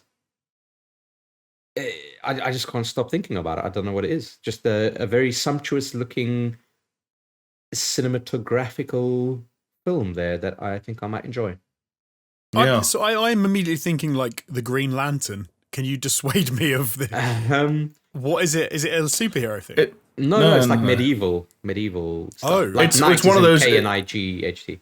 It's an actual like old like medieval tale about an actual like giant green knight who arrived at like King Arthur's thingamabobby, one of his feasts or whatever, and like challenged all the people there to cut his head off. And like, yeah, I won't go into. Yeah, but I remember reading. I had a book about it when I was a kid. Really? Like, oh, cool. Yeah, genuinely, it was a story within a wider book. I'm gonna have to go and watch this first trailer now and see the difference. But it was the first trailer showed a lot less and was a lot more moody, I'd say. Yeah. Now what I'm imagining though is the Black Knight from Monty Python's The Holy Grail. The Green Knight always triumphs. Like just chopping bits of him off. Yeah, well, maybe you never know. That might be the director's cut. So maybe wait for that one. But yeah, it just looks cool in a way that's like I don't know. I always love. I love cool looking cinematography. That's like it's a big draw for me. Sometimes the movie doesn't even have to be that great, but if the cinematography is really good. Like a prime example, The Cell with Jennifer Lopez. Yeah, Jennifer Lopez. That was cool looking. Shit film, but fucking great looking film. Another one, and again, like this is one to watch the trailer for if you want a little taster of it. The Justin Kurzel Macbeth film with Michael Fassbender from a handful of years ago. Yeah. Fucking actually reminded me of the Green Knight in some respects. You know what the Green Knight reminded me of actually was Hero. with Jet Li. Okay. Wow. Because like it gets to a scene where the whole color palette, the whole lighting scheme and everything that they're going for in the cinematography is like one monochrome color or monochromatic color. So Hero did that quite a lot. Like you go into a scene where he's recalling something and everything is red, like the clothes are red, the bricks are red and all that shit. It had a couple of things like that going on, which I don't know. It just looks fucking cool. It just looks fucking cool. I think it could be a banger, dude. Yeah, totally. I think so. You know what else is a banger? Dark Souls. You know why it's a banger? Because I've been banging my head against the wall, trying to keep going. So yeah, streaming it. Streamed it on Monday. Streamed it on Wednesday. I'm enjoying it. I've upped my stream time because I got to play more of it. Otherwise, it's going to take me too long to finish. And you know, I'm making some decent progress, and I'm getting a lot better at the movement of that game, and I'm enjoying it. And I beat. I'm so, I don't know, in awe of your ability to jump out of Sekiro after how long you played that for and go into like another Soulsborne-esque game. Because I think I enjoy Demon Souls, but I have no desire to start playing it. Oh man, I think it's just something that kind of, it's a bug that gets you, right? Where you it's almost like being a bit of a masochist, isn't it? Where you just enjoy the pain. But it's gotta be. Yeah. But part and parcel of that is the triumph of overcoming those difficult challenges. There's a weird thing because it's almost, I've seen a few people on Twitter recently talking about I don't know why it sort of popped up. It sort of seemed to trend for a while, where people were talking about the validity of playing games on easy, and were you a quote unquote real gamer if you opt for like easy mode. And there's something about playing a Soulsborne game whereby you're just by definition of playing the game, you're opting for like super hard. Yeah. Well, because they don't have difficulty sliders or meters or options, whatever you want to call it. I guess you could say what a lot of these games do is they have hidden ways to get very powerful at the start of the game that then would make things easier for you. Right. And that would, quote unquote, be their easy mode, I guess. Because one of the ways is the character you choose is like an easy example, isn't it? Whereby certain characters are regarded as much harder if you're not used to that sort of game. Yeah. So I wouldn't say that there's any easy characters, but there are certainly... Well, no, maybe that's not true, because I guess the Pyromancer could be quite easy. Yeah, I know with like Demon Souls, people talk about like ranged attacks early on in the game and stuff, and if you can be a mage and you can attack from far away, then you sort of... it doesn't make the game easier, but it just gives you a leg up at the beginning, I suppose. Yeah. But I'm definitely someone who likes to turn a game's difficulty setting down if I'm really struggling with it. Like if I don't feel like the game is quite jiving and I'm like, this doesn't feel quite right. I don't think there's anything wrong with easy mode, dude. Like even if I think it's a useful thing to have in a game. Yeah, I guess it does depend on the game. It's kind of going back to that like really annoying argument that was coming out on the internet with Sekiro, where saying like, do games need to have an easy mode? Is it technically going against accessibility by saying no, this is the game and it's as hard as it is, and if you can't get it, you can't get it. I like that. I think different games have different cases for it. Like, for instance, if you're playing a game like, let's say, to use a Soulsborne like kind of example, if you're playing a game like Jedi Fallen Order and you just want to get through the story and not be too fussed with it, pop that down on easy, no fucking problem, But then when you get yourself into a game like Dark Souls, I think it lends itself to those kinds of games to be as difficult as they are. I don't know, that's just me. No, I but agree. Like, I guess then it comes down to this weird thing of like, why should the people that believe a certain style of game or a certain way of playing a game lends itself to the best experience of it determine the experience that other people should be able to have the option to have? No, because it doesn't. Does that make sense? Yeah, it makes sense the way you're saying it, but it doesn't. The only thing should be the game director and their vision. If they want a game to not have an easy mode, then that's how you should try and approach it, right? That's the way I see it. So, and that's kind of where the whole argument kind of falls apart. Guess what? The dudes at FromSoft, they decide we're not going to have an easy mode, then that's the way they want you to play the game. Okay. I think the only other caveat is something, to be fair, that you've already mentioned, and that's accessibility. And because it's like that's becoming and I'm not saying this in a bad way, it's a good thing. That's becoming an area of growing importance to a lot of companies. Yeah. Where like now some people might think it's virtue signaling. I don't fucking know. I don't care really. But like a lot of companies are going out of their way to say, hey, look, and there are many different ways and that you can play this game. Look at all the things we're going to do to make this as accessible as possible. Which means you therefore get games that stand out. When The Last of Us 2 was The Last of Us 2.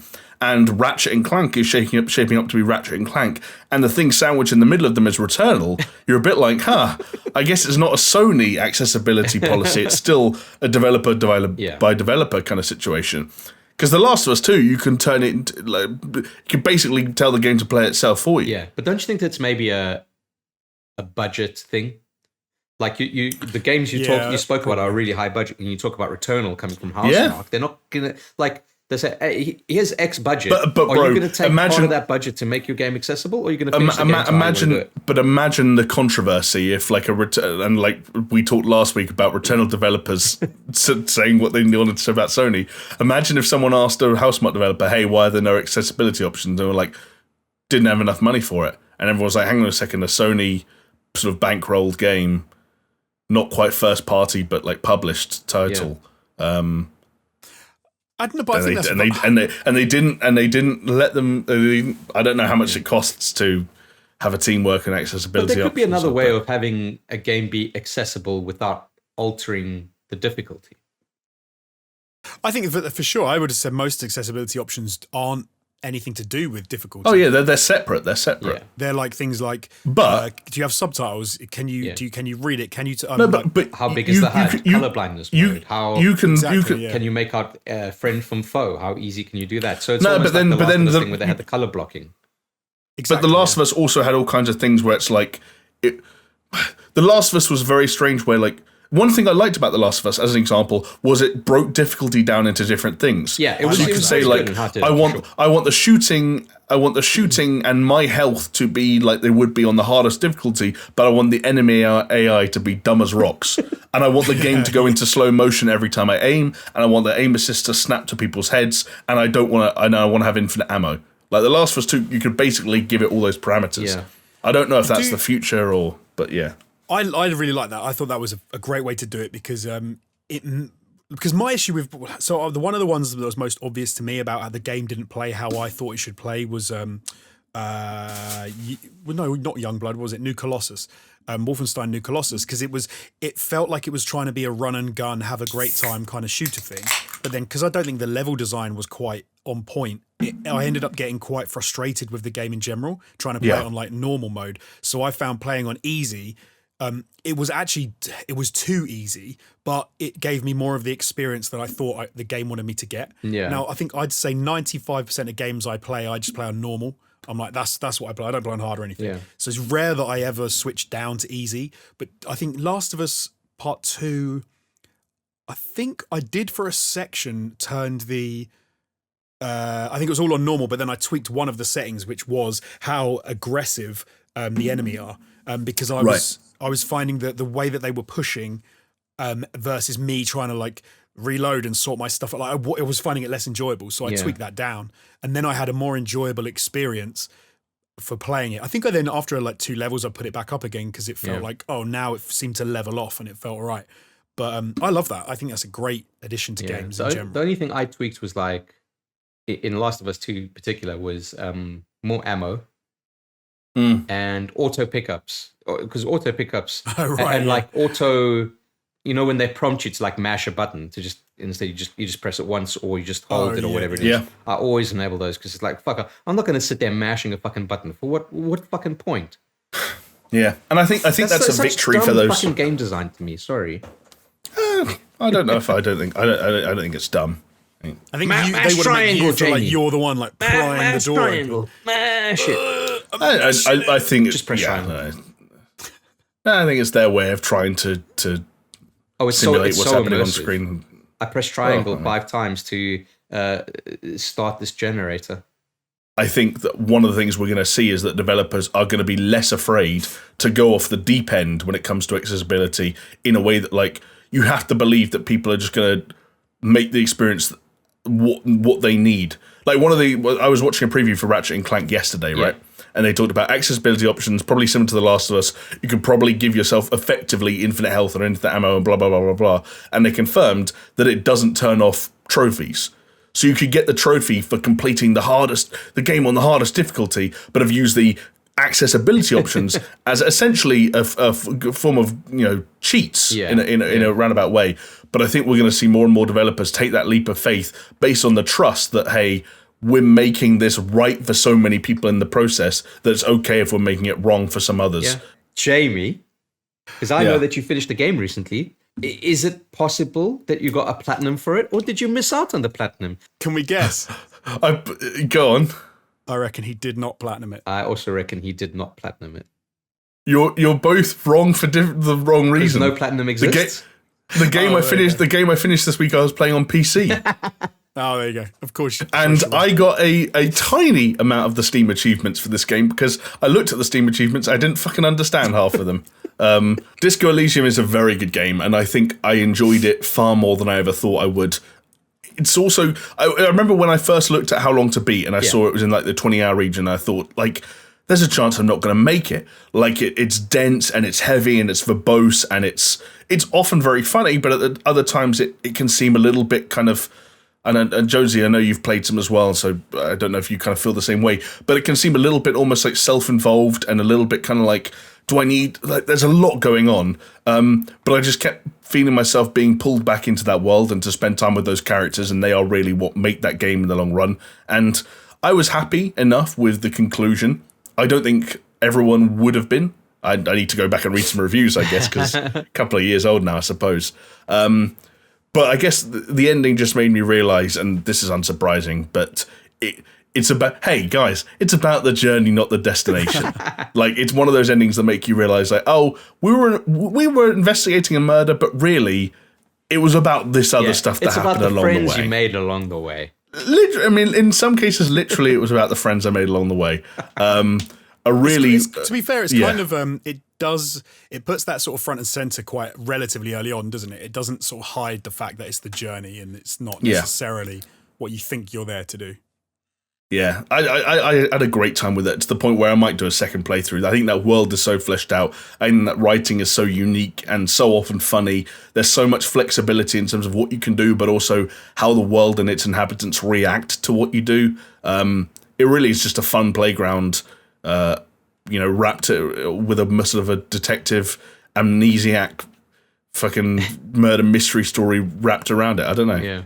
Great time, great fun. And what about George, you, less good fun? Yeah, sorry. Yeah, go on.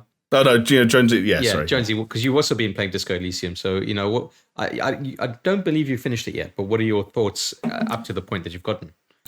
No, do you know what? I'm really into it. It's something that I've meant to play for a while, and I think I don't know how far through I am. Maybe like a third, halfway through, something like that. But it's a really good time, as Jamie said. It's an interesting game. Like it's very quirky. I don't think I've realised how much of like a point and click. Like old school point and click game it would feel, but with the RPG characteristic stuff in it and the tabletop RPG elements, like the dice roll sort of stuff, made it so much more sort of engaging, because you can really get into the holy shit, it's a 10% roll, am I going to get it? Like this is stupid. Maybe I shouldn't even try it. So what you're saying, Jonesy, what you're saying is, you really love the fact that in this game, numbers come out of people's heads, except you can't see them. No, numbers don't come out of people's heads. Numbers are on dice on the screen, and it says, look, man, you've got 10% chance of smacking this guy around the face and like yelling at him, or he's just going to kick your ass and leave you on the floor. And you're like, oh, maybe I'll give it a try. And it's a strange game. Like, it deals with a lot like political stuff, and it's like post-revolution in a very strange world, and you are a very strange character, and trying to sort of figure out a mystery and find out what's going on, and you take on like tasks as you progress, and sort of give you reason to explore and talk to people. But yeah, no, very cool game. Strange, but like as Jamie said, I think I even tweeted about like you know you've played too much Disco Elysium when Kuno, this kid who gives you so much shit, has grown on you to the point where you're like, let's just go chat to Kuno for a minute. And he immediately just lays into you and starts calling you every name under the sun. He's such an annoying dude as well. But no, good. Yeah, I'm looking forward to the resolution of the story. So is this going to be a game that you actually finish, Jonesy? I think it will, because it is one. Funnily enough, talking about like accessibility and games that you can sort of pick up and play, as Chris, we often talk about like squirrel gaming. There is nothing that's more squirrely than a game you can put on, get into a chat menu and just walk off for an hour and come back to, and it hasn't moved. And you can go, I'll say that. And then, the game sort of, there's nothing forcing you to, there is a clock in the game, but there's nothing necessarily forcing you to progress at like any particular rate. Yeah. Can I make myself sound like an idiot? More than I perhaps already have done. I was just going to say, I was really obnoxious and kind of like turned a blind eye to all like D&D kind of like tabletop-y stuff, because I just kind of thought it was for fucking nerds for a long time, because I'm a piece of shit like that. Yeah. And obviously, like, I had my eyes open to it, slowly but surely over the years. And obviously we ended up doing some D&D stuff back in ATG. And like, I guess I didn't realize like Disco Elysium was one of the games that kind of, having not played fucking Planescape Torment or fucking, I don't know, like, even Divinity Original Sin and shit like that, right? I'd never played a game that like made so many like clear comparisons to me back and forth between like, no, this is the exact same shit. Like, there's not a dungeon keeper or a dungeon master that you're speaking to, but you're still getting approaching scenarios and being able to choose wacky options. And the harder it is to do, the higher you have to roll a dice before you pull it off. And if you don't pull it off, the story goes on and your character goes on, but like there might be repercussions, and it's kind of been really cool. And like Chris, like, I was reminded of your D&D character, and like, you can't quite get your dick out and piss all over people in Disco Elysium, but like Jonesy said, it's a weird game, and in most conversations and situations, there are choices that aren't that far off from what your D&D character would have made, and it's just it was interesting, kind of having those parallels. Yeah. Oh. It made me appreciate Chloe, who was our dungeon master, when we did our little tabletop campaign, because it was weird. So as Jamie said, like the how those games work and how this game operates is almost identical in the way that you have the voice. So I think playing this game once it had the voice track added, because originally it didn't have any voice, right? It was just the text. So I think must have added so much to it, because having the little voice going like. You try and grab your jacket off the back of the thing, but you stumble and fall over. And it's like, that's exactly what a dungeon master would do. And if you fail the roll, they would make it fit the story. They wouldn't just go, sorry, you failed. Like they roll with the punches. And as Jamie said, this game does exactly that. It says you failed a roll, but it's still part of the story, and the story progresses. It's not like a game where you die, there's a fail state, you reload a save. I mean, maybe you do die and that happens, but I don't know. Hasn't happened to me yet. But the way that your failures and your successes roll into one, but also if you pass a check, if you roll the dice and you get, it's not necessarily a good thing. That's some shit that you shouldn't have done. Or it leads. It's like it's good for that instance, but the very following instance, it just opens up another avenue where you just fuck yourself over, like whatever it may be. I know one check that you can get to within the first 20 minutes of the game that, if you pass that check, you will just get a game over for what you have just done. I think I know which one you're talking about, yeah. Which it involves using someone else's gun to shoot someone very annoying in their face. I'll just say that. And when you do it, you just get like, it's basically the game overs are like newspaper headlines. So it'll be fucking like alcoholic rogue cop shoots 12-year-old kid in the face. Oh no, not Kuno. That's actually the thing. It was not Kuno. It's the one who's worse. Yeah, exactly. Okay, but yeah, Jamie, like before we went over to Jonesy and his take on Disco Elysium, I feel like you were gonna mention another game. I was gonna say, I have played some more Returnal. and I just haven't played that much of it. Come on, dude. But I was able to do one proper run. Okay. But it encapsulated the highs and lows of Returnal, as luck would have it. I was playing Returnal to pass the time before we started playing Warzone one night. And I still hadn't beat the first boss, for people who remember from last week. Yeah. Beat the first boss on this run, and then my friends start coming online. Frike, yeah, exactly. Shouldn't have taken me as long as it did, to be fair. It wasn't that hard. I just had a bit of trouble with some of the reads on its third wave, but got there in the end. And then people started coming online, and the party started, and I joined the party, and I remember saying to them, like, I'm just going to die, and then I'll jump on. It's all good. Like, I'm chilling. And just kept going through the second biome, and the weapon proficiency kept going up, and my health kept going up, and I would nearly die, and then I wouldn't die, and then I just kept going, and before I knew it, I was fighting the boss of the second biome, and I beat it first time, and I was like, huh. And they were like, what's going on? It's like, I haven't died yet. I'm in the... And there's nothing worse than having to give up a good run, right? Yeah, and but to... I get to the bottom, people are going to be disappointed in me, and I apologise, but that's what I did. I was midway through the third biome, and I just quit on the basis that, like, I'd killed two bosses that I wouldn't have to fight again, and I knew obviously you have to track back through old biomes, and like it would take me a while to get to the boss of the third biome, but I thought it's not the end of the world. I was still happy with my progress. Yeah. But yeah, it's a very good game. It's a very good game. I just wish, as with a lot of things in life right now, that I'd been able to give it a bit more time thus far. Especially with fucking, Resi came out, Mass Effect's about to come out, like, shit's popping off, and I've played Returnal 3 times in 2 weeks. It's fucking embarrassing. Yeah. But that's life. Yeah. That's life. Yeah. Dude, I get it though. Like, I installed Scavengers, right? Which is that PvPvE kind of battle royale thing. Yeah. Because all the stuff I've seen on it just looks fucking cool, and I just want to try it out. And it's free to play. It's an early access, but it's free to play early access, and when it launches, it'll be free to play as well. And that icon has been sitting on my desktop for just over a week. Haven't even launched into the game. Every time I get a spare moment to play something, I'll be like, I'll play some Apex, or I'll play some Dota.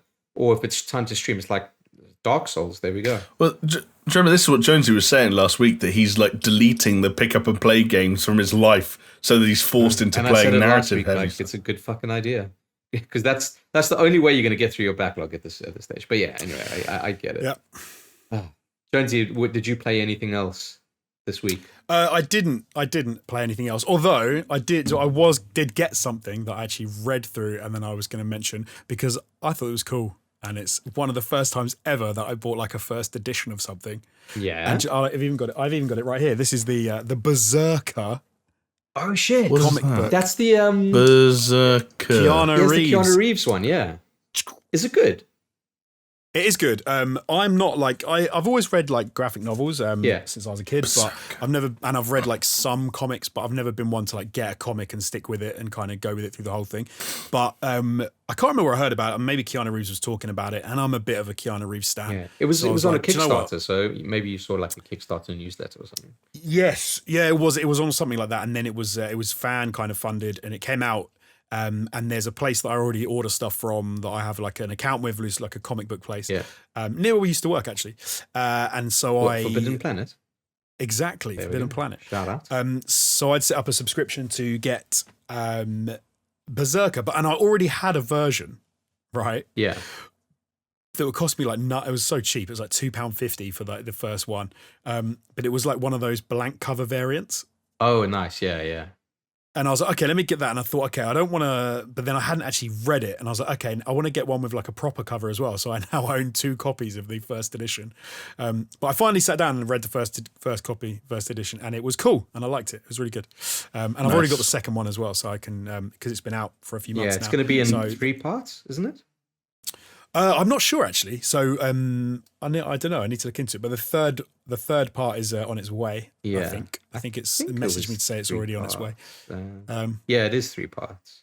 Okay, but yeah, no, it's cool. It's an interesting setup, and it's cool because it's based on Mr. Keanu Reeves. Yeah, he's got the optioned, or it's happening, or whatever it is. But they're going to make a film or series on it. Yeah, it's one of those you can tell there's going to be more. Like, it's got Keanu Reeves tied to it. It's setting itself up. This is kind of story that you can absolutely like. What a waste of time. Dude, he should spend less time making fucking comic books and more time doing post-production on The Matrix 4. It's taking too damn long. Guys, on the Kickstarter for a tier 10, the highest tier that they've got, which is sold out, by the way, that tier itself is $2,499. Just that tier. But I didn't sign up for the Kickstarter. I just bought it when when it became available. So that's the hot trendy thing to do. Yeah. What gone the Kickstart? Yeah, no, just don't Kickstart it. Just wait and see what happens. And well, that's the smart play, right? Just buy it when it comes out. Yeah, because if something just launches on Kickstarter, you're like, I'll back that. That sounds really cool. And there's like, yeah, it's coming out in 2 years' time. You're like, oh, really? I remember one of my you have to wait so long. My friend Paul, he backed this thing on Kickstarter, which was for phones. It was a little like nubbin, like a little button that goes into your auxiliary port, your mic port on your cell phone, and this little clicky button that you can program to do anything. Right? Sounds pretty cool. Right. But at least it sounded cool when he first backed the thing, and then it didn't come out for like 2 years' time. He completely forgot about it, and then one day he just got this package in the post, like not even joking, 2 years later. I think it was called Pressy, like press button, Pressy. And he was like, what the fuck is this? But yeah, he got it. And then I asked him what he thought of it, and he was like, yeah, it's all right. It's weird as well, because obviously technology and stuff moves on so much in a few years. Yeah. So something that seems like a good idea back then is gonna, like, even 2 years ago, is gonna now seem maybe like a bit redundant. I'm looking now at like the most funded Kickstarter project of all time, trying to see where the first one is that changed my life in any way, shape, or form. Like a smartwatch that I've never heard of, a cooler that I've never heard of. What's the one? There was a water bottle that was supposed to, you have this empty, which is solar powered, which fills up with water by taking it out of the atmosphere, or like through condenses water in the air, moisture in the air, and fills up your water bottle, and is powered by like solar. And it got massively funded. It was going to be everywhere. And I watched a couple of YouTubers who are like, scientist YouTubers who are like, this is horse shit. This isn't possible. Like, you can look at the amount of power you can get on a tiny solar panel and how much energy it takes to condense moisture and like these countries and the humidity levels and blah, blah, blah, blah. And you put it all together and you're like, this doesn't work. And they'd been funded to the tune of millions. I can't find a water bottle. I might have gone past it though.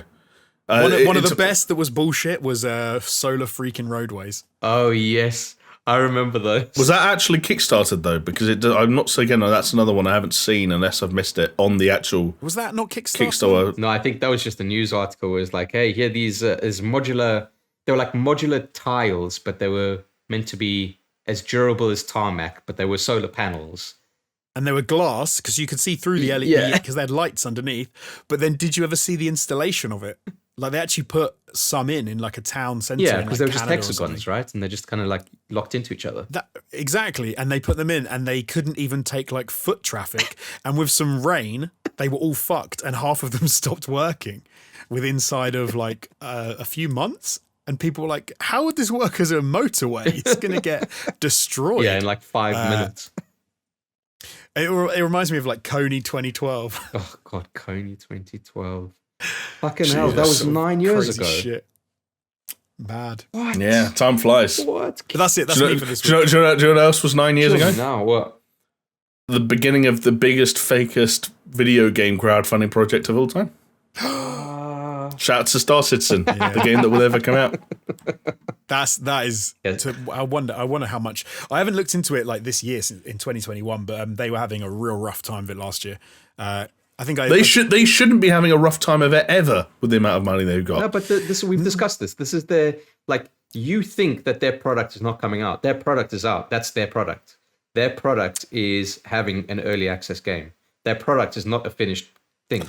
Funding exceeded $300 million in June of last year. That's over a year ago. No, see, they got about a year ago. They got into a weird thing. Maybe we should make it a Patreon special. I'm waiting for your fucking video, dude. Well, I don't even know if the video is going to ever get made, but I think we could even do like a thing where we do a Patreon podcast and talk about it. Expose. an expose, because one of the interesting things known about Cloud Imperium fraudsters, Robert Industries. Last year, or I think it was last year, they included sponsorship from a backer who actually put like $75 million or something into them as their part of their funding. So they said, this is how much we've been funded to the tune of, and they included the 75 million. The interesting thing was the 75 million was from a company who already own a shitload of Cloud Imperium. And if they hadn't put the 75 million in, they would have literally struggled to pay the bills. Like, because they have so many people working for them spread across the world, their outgoings are so high that it's literally possible that in not too long they will go bankrupt from the funding that I've looked at. You talk about stuff. YouTube titles that are imminently clickable, and maybe I'm wrong on this, but how's this? Oh fuck, I've lost it now. Remind me, text it to me, and we'll make the video and we'll put it out. How Cloud Imperium go bankrupt? No, it's like how to make a never-ending game or some shit like that. I don't know. It's like I had it in my head and it's fucking escaped me now. So I'm getting old. It's super interesting, and you look at the finances and you look at how they've gone and how it works, and is that whole situation is, it's really interesting. It's also dire for people that have backed it and expecting the game to come out. Like, how long now since like Squadron 42 was supposed to be out, which is the standalone single player element, which is supposed to be tied to the persistent universe, which we're never going to fucking see either. Yeah. Like the roadmap. Do you remember they had a roadmap to a roadmap as well? They did that odd thing where they were like, we've got rid of the old roadmap because it was not true. We're going to have a new roadmap to show you when the real roadmap will be released. And you're like, well, what you've got? Okay. Yeah. But this is it. It's because their business is to never release the game. That's the only way they're going to make money, is by keeping the hope alive that this game will come out. But see, I think if they released the game as promised, they would be fine. But I don't think they can do it. Nah, it's like OnlyFans models whose business is actually to never show nipple. Jamie's think about it. Like they've realised the money is in never giving people what they actually think they want because they don't want it. Yeah. Do you know what's funny? We talked about, was it you guys? I think we were talking about this years ago, and we were saying the real way to, and this is pre-OnlyFans, we were saying the real way to make money from like dudes online is not to be like a cam girl who just goes mental on herself in like the first video, is to over time gradually kind of basically be Belle Delphine. But don't do the Belle Delphine thing of going full porn. Like, keep it going for longer and longer and longer, and drag. The Belle Delphine thing is interesting because I think she just got into what she got into because she wanted to, not because she needed to. Yeah, she was loaded already, right? She could have made that's exactly the reason why fucking hot tub streamers are such a big deal on Twitch at the moment, right? It's like they're not showing anything. They're being provocative, sure, but they're not showing anything. But what they're selling is a level of interactivity and focus that, let's say, you cannot get on a streaming website. You also, I think, the problem is in most Twitch streams, the people playing the games are there to play games. They're not there to show you, look at my tits and ass in a bikini. Like, I think you haven't gone to the just chatting segment in Twitch for a while, have you? No, but the gaming stuff. Like there was a gamer who said, streamer, who she was annoyed with the hot tub streamers specifically because people were going to the hot tub streaming stuff, watching that, then going to her channel and going, how about you show a little something? And she's like, how about you go fuck yourself? Yeah. I'm playing like Warzone or whatever. I'm not about that. Like, no, Jonesy, it's mad. Else. They will do a hot tub stream where they're in the bikinis, right? And they are straddling, is the only way you could say it, a very phallic looking lilo, all right? And then they do like... How'd you get a phallic looking... What is it? Like a banana. Yeah, banana. A banana yeah. Or like a very penis looking horse. I don't know what to tell you. Just look at the thumbnails. And then they do tarot card readings. Like, this is the state of... Do you know what angers me more than anything? Is the fact that they're doing tarot card readings. This is the state of Twitch just chatting. Yeah. It's mental. I heard some people speculating this week. They think that they could be an apocalypse on the horizon because the difficulty for the situation that Twitch have put themselves in is they're not banning these people. Yeah. So they're clearly stating that although the terms of service has strict rules around sexualized content, they don't believe in their eyes, Twitch this is, that hot tub streams are sexualized content. But based on how old you have to be to make a Twitch account and start streaming, Twitch are essentially saying that it would be completely within their terms of service for a 13-year-old to do a hot tub stream. It wouldn't be against their terms of service. It was an interesting... So a tweet went viral this week being like, the adpocalypse will happen when a 13-year-old fucking does a hot tub stream. Yeah. But this is the problem, right? So the technicality of going... Also the bullshit of saying this isn't a sexualized stream... is irrelevant when your ad revenue comes from companies who want to advertise to people with money. And the problem is the only people watching your content are 13-year-old boys because they're getting off on hot tub streamers and they don't have any money. They're a demographic that don't spend any money. Especially not on like the sort of stuff that people are, have got on Twitch outside of like games that they can bug their parents about. So the problem is the advertisers will take a nosedive in the sort of revenue that you can get on Twitch. Twitch will realise, actually letting people do this was a bad idea. So we need to get the more expensive companies back in with the more expensive ad revenue. So what do we need to do? We need to sack off all the hot tub streamers because it is sexy content for kids. But so Jamie's right. Twitch isn't really viewing it as sexualized content to go against their terms of service. But there's a very interesting take from a World of Warcraft streamer, probably the most well-known World of Warcraft streamer, which is Asmongold. He's a weird dude, but he makes a lot of sense with a lot of the things that he says. One of the things he said is, if you don't think anything is sexualized, here is and you kind of touched on it, Jonesy and Jamie. He says, here's a very easy kind of litmus test, okay? Because he at the time he was doing Just Chatting and he was showing the Just Chatting front page, and there were like 5 hot tub streams with women straddling phallic looking lilos. I'm gonna check it now. Oh yeah, you are, buddy. And research. And his whole point was, take any one of those thumbnails and replace the woman on that hot tub in that bikini with a 13-year-old girl. And then it's like, if you still think that that's okay, then you have an issue because that is definitely sexualized.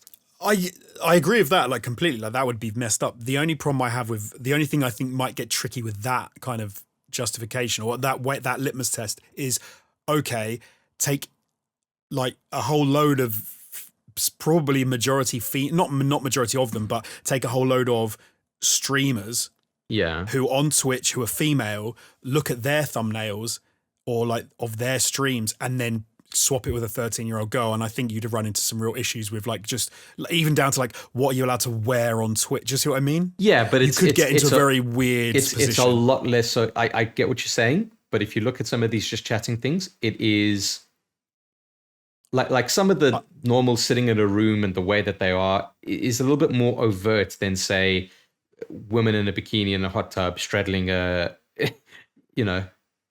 Oh, funny. Like, I get what you mean. This is very interesting. I suppose I'm on the Just Chatting front page now, and I'm surprisingly, for the first time in a very long time, I can't see any hot tub streams. So, color me impressed. There are some low cut. Go a little bit further down. There's a hot tub streamer with 1.4K viewers right now. And there's 1.4 bathtub stream plus singing for you.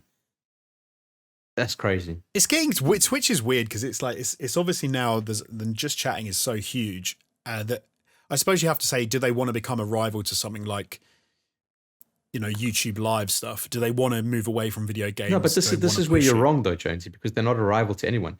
Everyone who's doing streaming is a rival to Twitch, and this is probably where the problem comes in.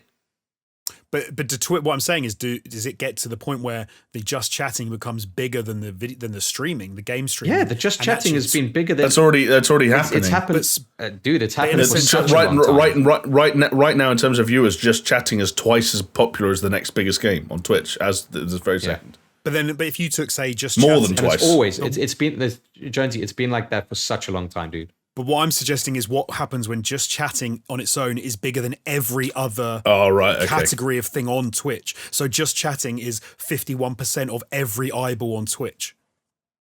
Interesting. I don't know. Yeah. And then you say Twitch say, actually, video gamers as a market on Twitch have shrunk year upon year we forget video games as our main focus, and we actually go into like live streaming loads of different things, and we take just chatting and we expand that into multiple brackets across like, you know, all sorts of different stuff. I mean, I could see that happening in the future. Yeah, I tell you what, a lot of this stuff makes me feel, and this happens every time there's a drama or a controversy on one of these major platforms, and especially when it starts to involve advertisers or potentially damages like the revenue or the long-term sort of potential of.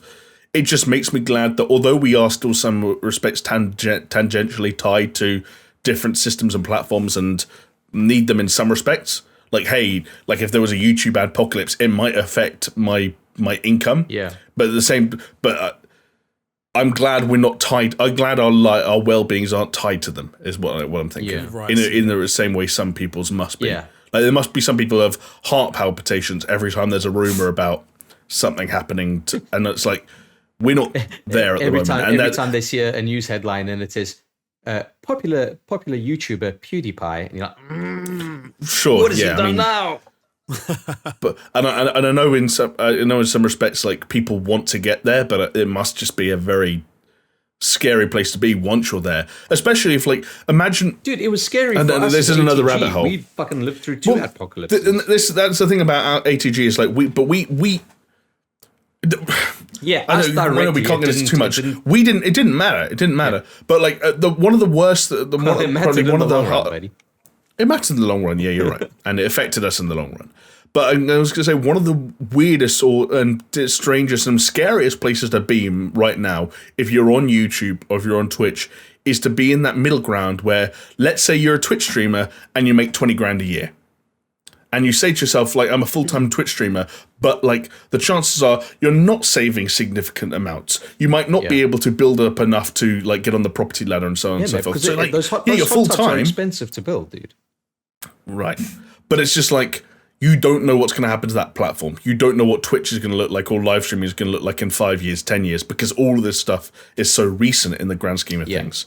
You don't know what revenue is going to look like. You don't know how much money you're going to be making. You don't know if you're going to stay relevant. That's why they say diversify, Jamie. Diversify. You're so right. There's a generation. It feels like there's a generation of people that are making like minimum wage online, and when it all comes crashing down, they're going to turn around and go like, "I've got nothing to show for it." Like, because if you're a gamer, sorry, go on. There are going to be people in the future who go to companies with the resumes or CVs. They're going to be in their late 30s, their 40s, and they're going to be like, sorry, what was this 10-year gap? And they were like, I was a Twitch streamer. And I'm like, oh. Imagine then you're like, well, what did you stream? Like, I was a hot tub streamer. I used to do tarot and wear a bikini. And like, and you're going for the role of, you want to be a sales clerk? Okay. Not sure that's relevant experience. Yeah, no, it is a bit like you said, if you're earning sort of 20k, then you're not putting anything away, you're not saving anything, so it's not like you're going to come out of it with money to invest or like a whatever else. That's what some of the OnlyFans stuff, I'm like, get it. Like if you know you've got a limited amount of time. Oh yeah, dude. Totally. If you're get paid, then get paid now. Hard on it for the next 6 months, 2 years, and just fucking capitalize. And while you're doing that, look at your exit strategy. Yeah, totally. It was what you were saying about like people showing the nipple, because I saw there was a story. This is the most ridiculous story like I'd heard this week, which was bad. Is it Bad Baby? I don't know how you say it. BHAD. Bad. She was the Cash Me Outside. Cash Me Outside. How about that? How about that girl? Bad Barbie. So apparently. Bad Barbie. Bad Baby? Maybe? I don't know. Something, I can't remember. But you're all like, what could it be? I have no idea. What could it be about? I'll Google it. I'll Google it. No, I know who she is as the Cash Me Outside girl, but I don't know who she is as like a... No, I know. I'm teasing. How about I'm that? teasing. Oh yeah, Bad Baby, right? So she apparently has OnlyFans, and then this week I heard that she'd start... I love the way you put the word apparently in there. Well, I don't know if she has. I don't know if she's got OnlyFans. How do I know? You know what Jonesy was doing? He was looking through his OnlyFans like front page, and he's like, apparently. Apparently. Who's the Bad Baby? I recognise her. No, but so this is. I don't know if she signed up to it recently. I guess it must be really recent. Like she's only just joined it. Oh, here you go. There's news stories. I've typed in her name, and there's news stories about OnlyFans popping up. So apparently, she did a. Who's the Disney girl who did the same thing? She creates an OnlyFans. People log on. She makes $1 million in 1 month. on OnlyFans, and then people go, "What is this trash? You're just standing around in a bikini, or you're not showing anything," which meant that she then messaged all her fans to say, and she must be like 18 at this point because she was a kid when she did the Cash Me Outside thing. She then messages her fans to go, "Don't worry, the nipple is coming. Like, just wait for another month," because she's just waiting for the tick over of the resubscriptions. She gets another million. Smart. Yeah. And then what's she going to do? Dude, Pop out one nipple, and people are paying for that. It's all about the nips. People keep paying for it even if she never releases the nipple. That's the sad thing. Well, that's the thirst is real. That's the thing the about thirst is real. those. Subscribe to the Patreon for SuperShow. $2. Get on our Discord.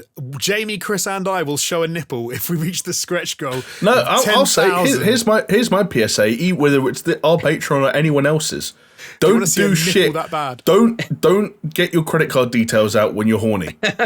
Never do anything with your credit card when you're horny. Just fucking wait till you're not horny and then think it through. Please, for the love of God, don't put your credit card details into any website on planet fucking Earth when you're horny. I love that because there's some first-hand knowledge there. So I full transparency. I've never signed up for an OnlyFans.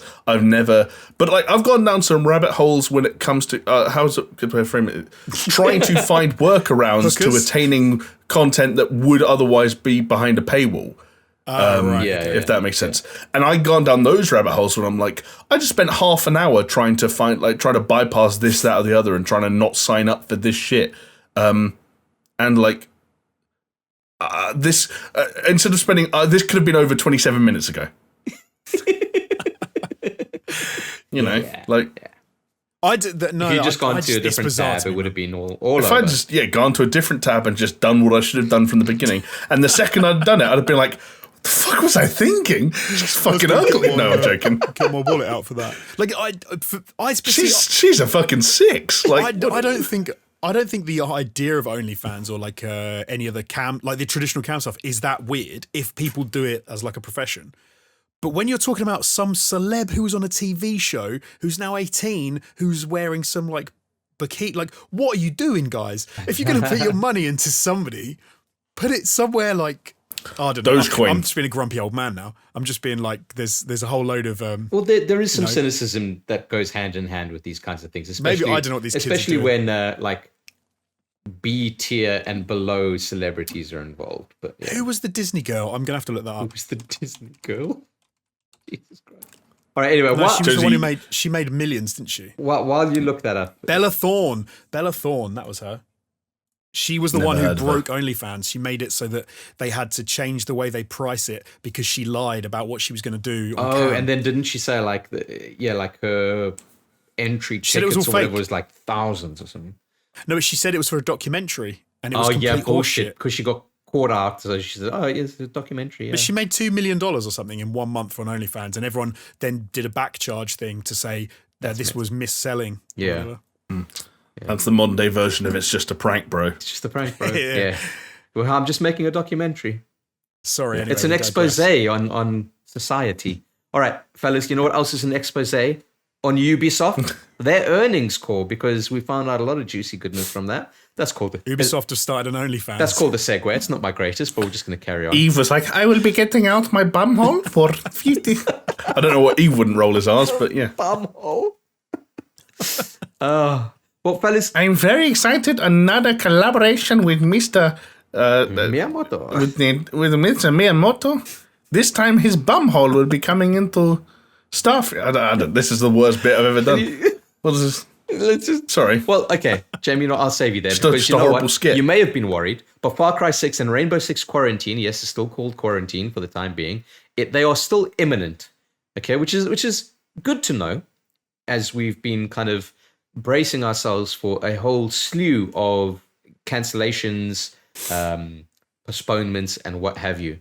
But Far Cry 6 and Rainbow Six Quarantine still on track to be released. You know what's not on track to be released? Skull and Bones, which has been pushed again. That's right, and it's been estimated. Is really sad. Yeah, it's been estimated to come out in 2022 to 2023, somewhere between there. It's like fucking hell. This game, they should just abandon it. it's almost like when they announced it, people were interested in this kind of thing, but now no one cares. But they're maybe too far in development. They're just like, hey, you just have to finish it. Yeah. You know? That must be a really awkward situation to be in as a developer, where you come to the point where sorry, Jonesy, you've got a visitor. Oh, that's so funny. Yeah, you come to the realization that not that no one cares about your game anymore, but that you're still in development on something that kind of like came and went so quickly that like. I don't know. It's weird. Sorry, I'm distracted. There's a lot going on right now. There's people writing things. Jonesy's muted himself. There are what? Okay. Yeah, that's fine. That's fine. Yeah. So Skull and Bones is delayed. Beyond Good and Evil 2 delayed as well. So I mean that's unsurprising. It's not necessarily that it was delayed. It's just that they just never got around to telling us when it's coming out, and doesn't seem like they're going to at any point. But an interesting thing is that Ubisoft did renew commitment to The Division as a series. So Division 2, apparently, still getting more content. There's a new free-to-play Division game called The Division Heartland, which is going to be coming out. So not much information on there. We don't know if it's going to be like an offshoot kind of game. Is it going to be what we'd expect from The Division? We have no idea. And then also that the Division movie is still on track. But what's interesting is Ubisoft has said that there's going to be almost like a push into free-to-play with all of their biggest franchises. But they have also reiterated that they will not abandon the AAA space. Yeah, because a lot of people, they kind of, there was a bit of a furore, wasn't there, immediately after the earnings call? Yeah. People were like, oh, it's free-to-play. How dare they? I kind of feel like as long as the free-to-play model, as long as they manage to make it work and it doesn't feel too kind of like spend money. I kind of don't think that's a problem as long as they're still supporting AAA as well. I hear you, but there is just something very nice and honest about a transaction of saying, take my money, give me game. But you could make the argument that even take my money and give me game transactions have become less honest over the passage of time. This is true. You know, microtransactions are a thing in full price games. Yeah.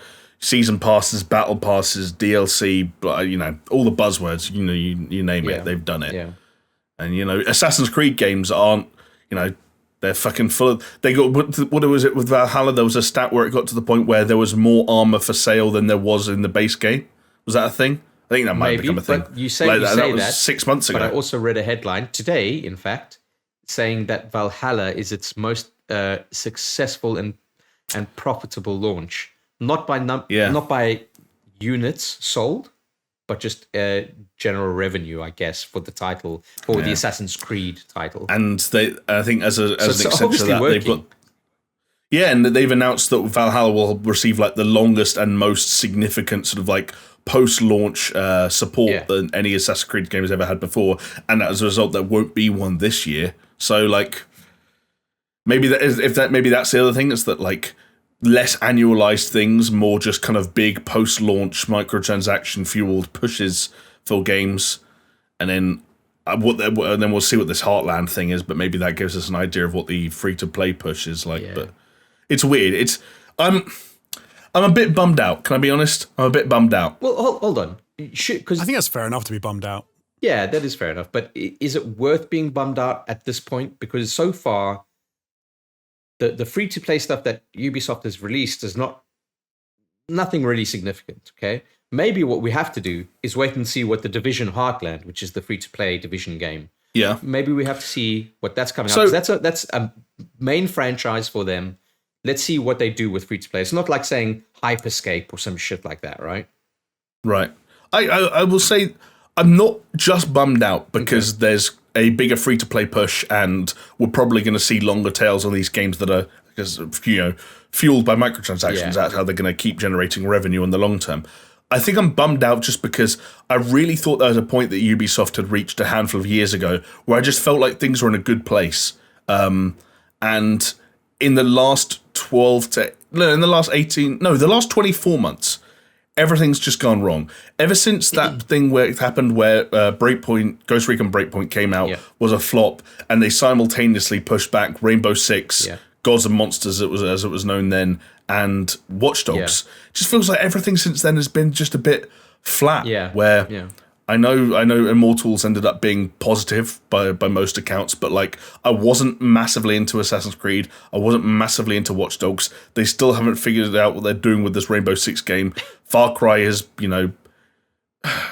I hope it's really good, but like Far Cry feels like the only thing we've got to look forward to right But we now. also From the don't, whole we also of don't know Ubisoft. anything about this fucking Far Cry. I mean, yeah, we don't know anything. We've had one fucking cinematic trailer, and that's the only big AAA game that we've got to look forward to right now. Because, like we said, Skull and Bones and Beyond Good and Evil 2, shit like that, just seems like vaporware for the time being. It's also, that's what's bumming me out. It's also a little bit scary relying on Far Cry when it hasn't been like at its strongest, like in the last sort of number of iterations. But no, in some respect though, I don't know where I am on this. I kind of feel like I'm bummed out, but at the same time, the idea of annualized games is kind of a weird way of just getting you to spend more money on the same title every year. Yeah. And if you then get to a more honest place where you say, look, the base game is free, but every year we will expect a financial investment from you to keep us pushing this game forward.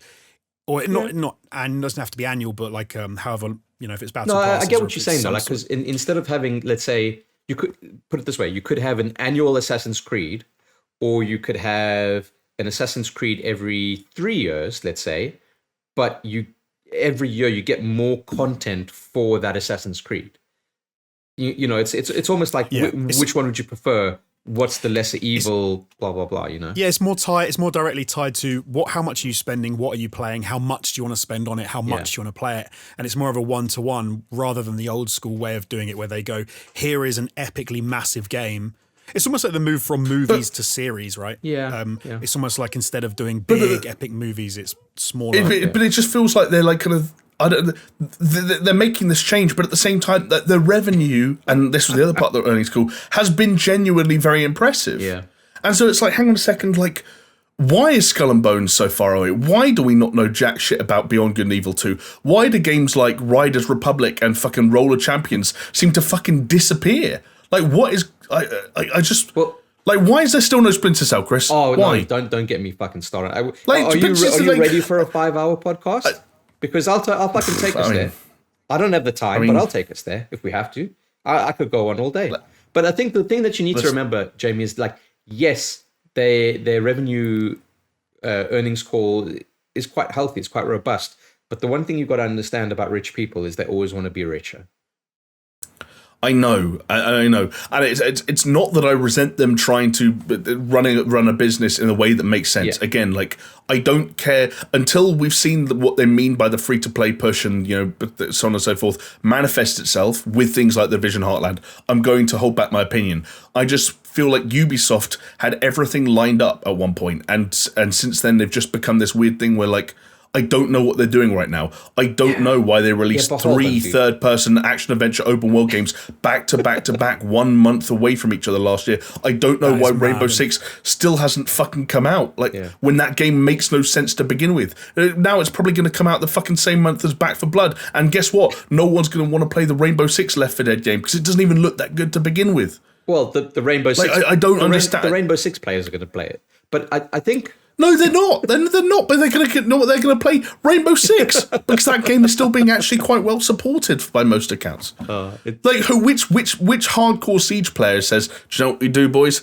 We stop playing Siege to play this 3-player co-op wave-based alien killing thing." Maybe. I think you kind of hit the money on the head though, because you said the nail. You hit the money on the head. Money on the head. Well, I was thinking about the money. The money aspect is what they're thinking about. They look to their earnings and they've gone, yeah, sure, they're good. This is the earnings call for like the past, but they're looking to the future. And if everything else in the industry and the market is going free to play games, battle royale, get the money from the consumer like on a monthly basis, battle passes, get them to spend more cash, cosmetics, aesthetics, then they're thinking about the next 3 to 5 years, right? Yeah, They're you can't really blame them for year. following the industry.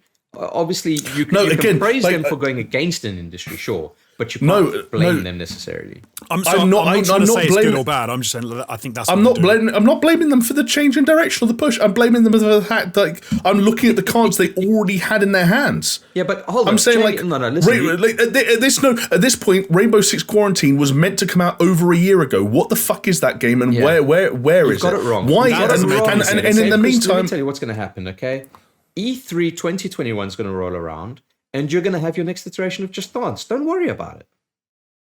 Now, Jamie's right that there's loads of things that should have been out. I mean, you can understand a bit of a delay at the moment, but all those things should be coming out soon. They shouldn't be getting pushed back 3 to 5 years for games. I mean, Beyond Good and Evil 2 was always going to get like epically pushed. And do you know what? It just feels like it feels like if we're at a poker table, I'm not talking about the hand that Ubisoft are going to get dealt next. I'm not talking about like Future Blue. I'm talking about the hand that they've had in their hands. The hand in their hands, I mean, why not? For many years now, and some of those cards should have been played a long, long time ago. And I'm just looking at them like I struggle to get excited about these things. I'm not excited about Rainbow Six Quarantine. I'm not excited about fucking Roller Champions. I'm not excited about Riders Republic. The only thing you've got for me right now is Far Cry, and you better fucking hope that game comes out shit hot. Otherwise, if it doesn't, otherwise Jamie's coming for you.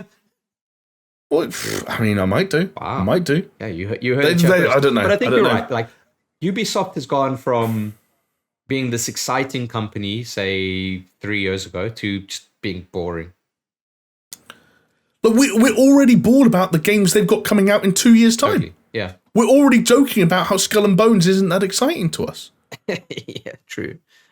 Yeah, I think we're going to move on. All right. 2 more news items, just very quickly to cover. Guys, Resident Evil Village has launched to critical acclaim, as I'm sure you are aware. It has sold 3 million units to date. So in comparison, Resident Evil 7 at this moment is on 9 million. I mean, that's pretty fucking healthy going, in my opinion. That's great for a launch, but then it had so much going for it, like in the whole Lady Dimitrescu thing. It was gonna always do something. You know what it is? Yeah, on a much smaller scale, obviously, because nothing can ever fucking touch it. But it's almost like the Animal Crossing effect, right? Where everyone's on social media and everyone's all of a sudden talking about, hey, there's a tall vampire lady and she's very sexy and I want her to step on me. And then everyone else is like, well, he's saying that and he's saying that and she's saying that and they're saying that. So I've got to say it as well. And it's almost like you continue the reverberation in the echo chamber. And what does it result in? 3 million units sold to date of a game that's like a week old. I did see. I don't want to be spoilery, but I did see some criticism. I think I know what you're going to say. Go for it. What's the criticism? Well, the game has a lot of, the push in the early game.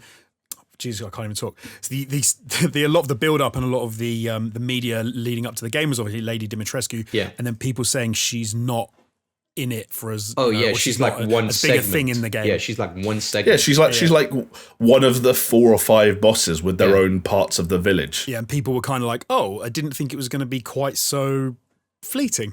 Our interaction with her. I don't know. Like looking at how Resident Evil 7 kind of did it, like with the different members of the Baker family. Like you take care of one, you move on to the next one. Like I haven't played it, so because I haven't played it, I don't want to I don't want to criticize it too much. But I'd seen that as a few people that have played it. They said it, but yeah, you're right. Like the family, you like got to fight one and then another and then another and then da da da. Yeah. So, but fellas, I reckon we don't talk anymore about Resident Evil Village until we manage to do a Let's Play ourselves.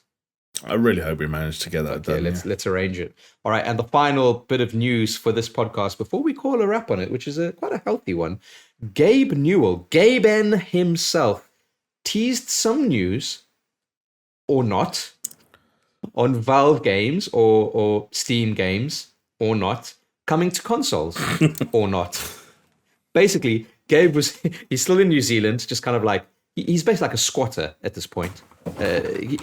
New Zealand might want him to leave, but he's not going anywhere. He's just sitting there in his sandals and his like big floppy shirt. But he spoke to some students recently for a Q&A. He sat down with them. And one of the students asked Gabe what we can expect to see of any Steam games coming to console. Now, interesting that he said Steam and not Valve. Probably he just got a little bit confused because he's talking to our Lord and Savior, Gaben.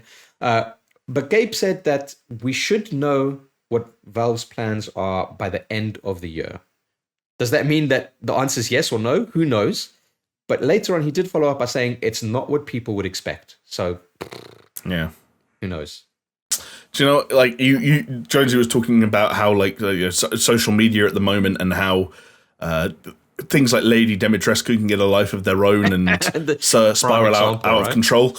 The other side effect of like that is that it's a really dangerous time to make any comment about anything related or even remotely speculative about the future of video games, because people are going to pick it up and run with it like crazy. But especially with Valve, right? Like Valve can never say anything without it being like ripped apart. People are like, oh, this means Half-Life 3 is coming. Oh, this means they're getting ready to release a Steam console. Oh, does this mean that Steam is going to go on consoles and blah, blah. It's like, come on, mate. Gabe is the Elon Musk of video games. Like, just saying a word I love that. has so many ramifications and like ripples throughout everything. It's crazy. One of the more frustrating examples of that I'd ever seen. I'm actually going to find it now so I can like read it. Yeah. But can I give you a fun stat where you're finding it? Gabe Newell, by being in New Zealand, has added 2% to their GDP. Holy shit.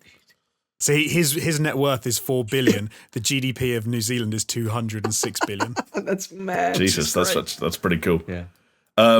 So there's a guy called Jeff Grubb who kind of has sort of like become a bit more well known over the past 12 months as kind of like pivoting and repositioning himself as something of an insider, someone who gets scoop, someone who knows when shit's happening. Insider, and he does Exactly, and he does live streams now, and he makes the mistake sometimes of like people will ask him a question, and he will, if he doesn't know anything about it himself, he will talk about what the rumors have been prior outside of his knowledge.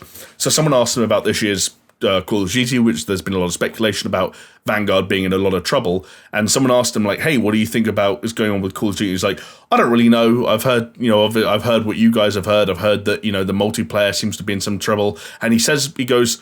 Yeah, I heard some random rumor that like they might release Modern Warfare 2's multiplayer like remastered instead of the multiplayer thing. Basically, picking up on some other random rumor that started somewhere else and just saying it because he's a normal guy and that's what people do is they might comment on. So I see a tweet a few days afterwards from T. Martin of CS:GO Lotto fame, who's. Do you remember CS:GO Lotto? I do remember. Yeah. Yes, yeah. They were like, it's easy to win, guys. You just put a little bit of money in and you get all these amazing things. He does the video where he's like, now a video's come out that realise that me and Syndicate, we own this web. Yeah. He's put out a tweet saying, Games Insider Jeff Grubb claims Modern Warfare 2 multiplayer remastered will be the only multiplayer Call of Duty game released in 2021. This is the second time we've heard this rumour from a credible source in the last couple of months. It's like, no... That he didn't say that rumor as himself being the source. He just said that he'd heard the rumor, the other rumor that you're originally referring to. It is this kind of like mental news cycle where everyone's just trying to get on it and get the clout for it, I guess. So I'll tell you what, I'm going to give you my confirmed, unconfirmed rumor. Okay, this is an unconfirmed rumor, but I'm confirming that it is unconfirmed. That what Valve is planning to do on consoles this year is release the Orange Box 2, also known as the Purple Box. And the Purple Box will include Portal 3, Half-Life 3, and Team Fortress 3. You've heard it here first. I like it. Hot take. I'll be into that. Yeah, so both Portal games on console would be great. So, I'd love that. They are on console. So Are they? I don't think you can play them on a PS5. No, not I'm trying PS5, to think if there's a way. Orange Box came out on console. Xbox is dead to me. You can play it on an Xbox, yeah. Xbox is non-existent to me. When I say console, I literally mean PlayStation. Let's just get it straight. Forget Xbox. When I say console, I literally mean my Game Boy Advance. When I say console, you say Game Boy. Console. Game Boy. All right, anyway. Console, yeah. But yeah, I guess the point is this. Gabe has stated numerous times that there are still, even after they released Half-Life Alyx, that more games are in development. There has been teasers. I mean, if you watch Valve News Network or Tyler McVicker, or whatever he's fucking changed his channel to, there is shit that's being made, obviously. What's probably going to happen? They're going to have one game, and it's going to release on PC, and it's going to release on a console. Fucking big whoop-de-doo. There's your news, and that's the end of the news cycle, fellas. I have a confirmed rumor as well. I'm confirming that I've made up this rumor, and that is that Half-Life 3 is the game that's going to come to consoles. Yeah, so completely, it's going to bypass PC as well. The Valve are going to become. They've actually got bought over by Sony. They Sony Studios now. So yeah, I also have one last confirmed rumor, fellas. Yeah. Okay, just getting close. Get your headphones in. Getting close. Okay. Getting close to the camera, let me. I'll whisper to you. I've got a chubby. Gross. Confirmed. It's from that bad Barbie talk, isn't it? No, it's from you talking as Gilles. Oh, okay. What's the name? Eve. Yves Guillemot. Yves Guillemot. I did one earlier, to be fair. What, a chubby? Forza Horizon 5. No, a confirmed rumor. Forza Horizon 5 set in Mexico to be revealed at Microsoft's event this summer. Could be fucking wrong, but I just regurgitated it because I'm a fucking idiot. So I think there's no better way to end this podcast than say the code word is a confirmed rumor. Just give us. I think you hit them. So say confirmed rumor. Feels apt. And then give us your best confirmed rumor that you've heard. Oh yes. Yeah, and then we're going to reply and tell you if you hit the money on the head. Yeah. Did you hit the money on the head? Nah. All right. And with that, everybody, thank you so much for watching. If you're watching on YouTube or listening on a podcast platform of your choice or Paisley Radio. And with that, we'll say goodbye and see ya next time. See ya. Bye.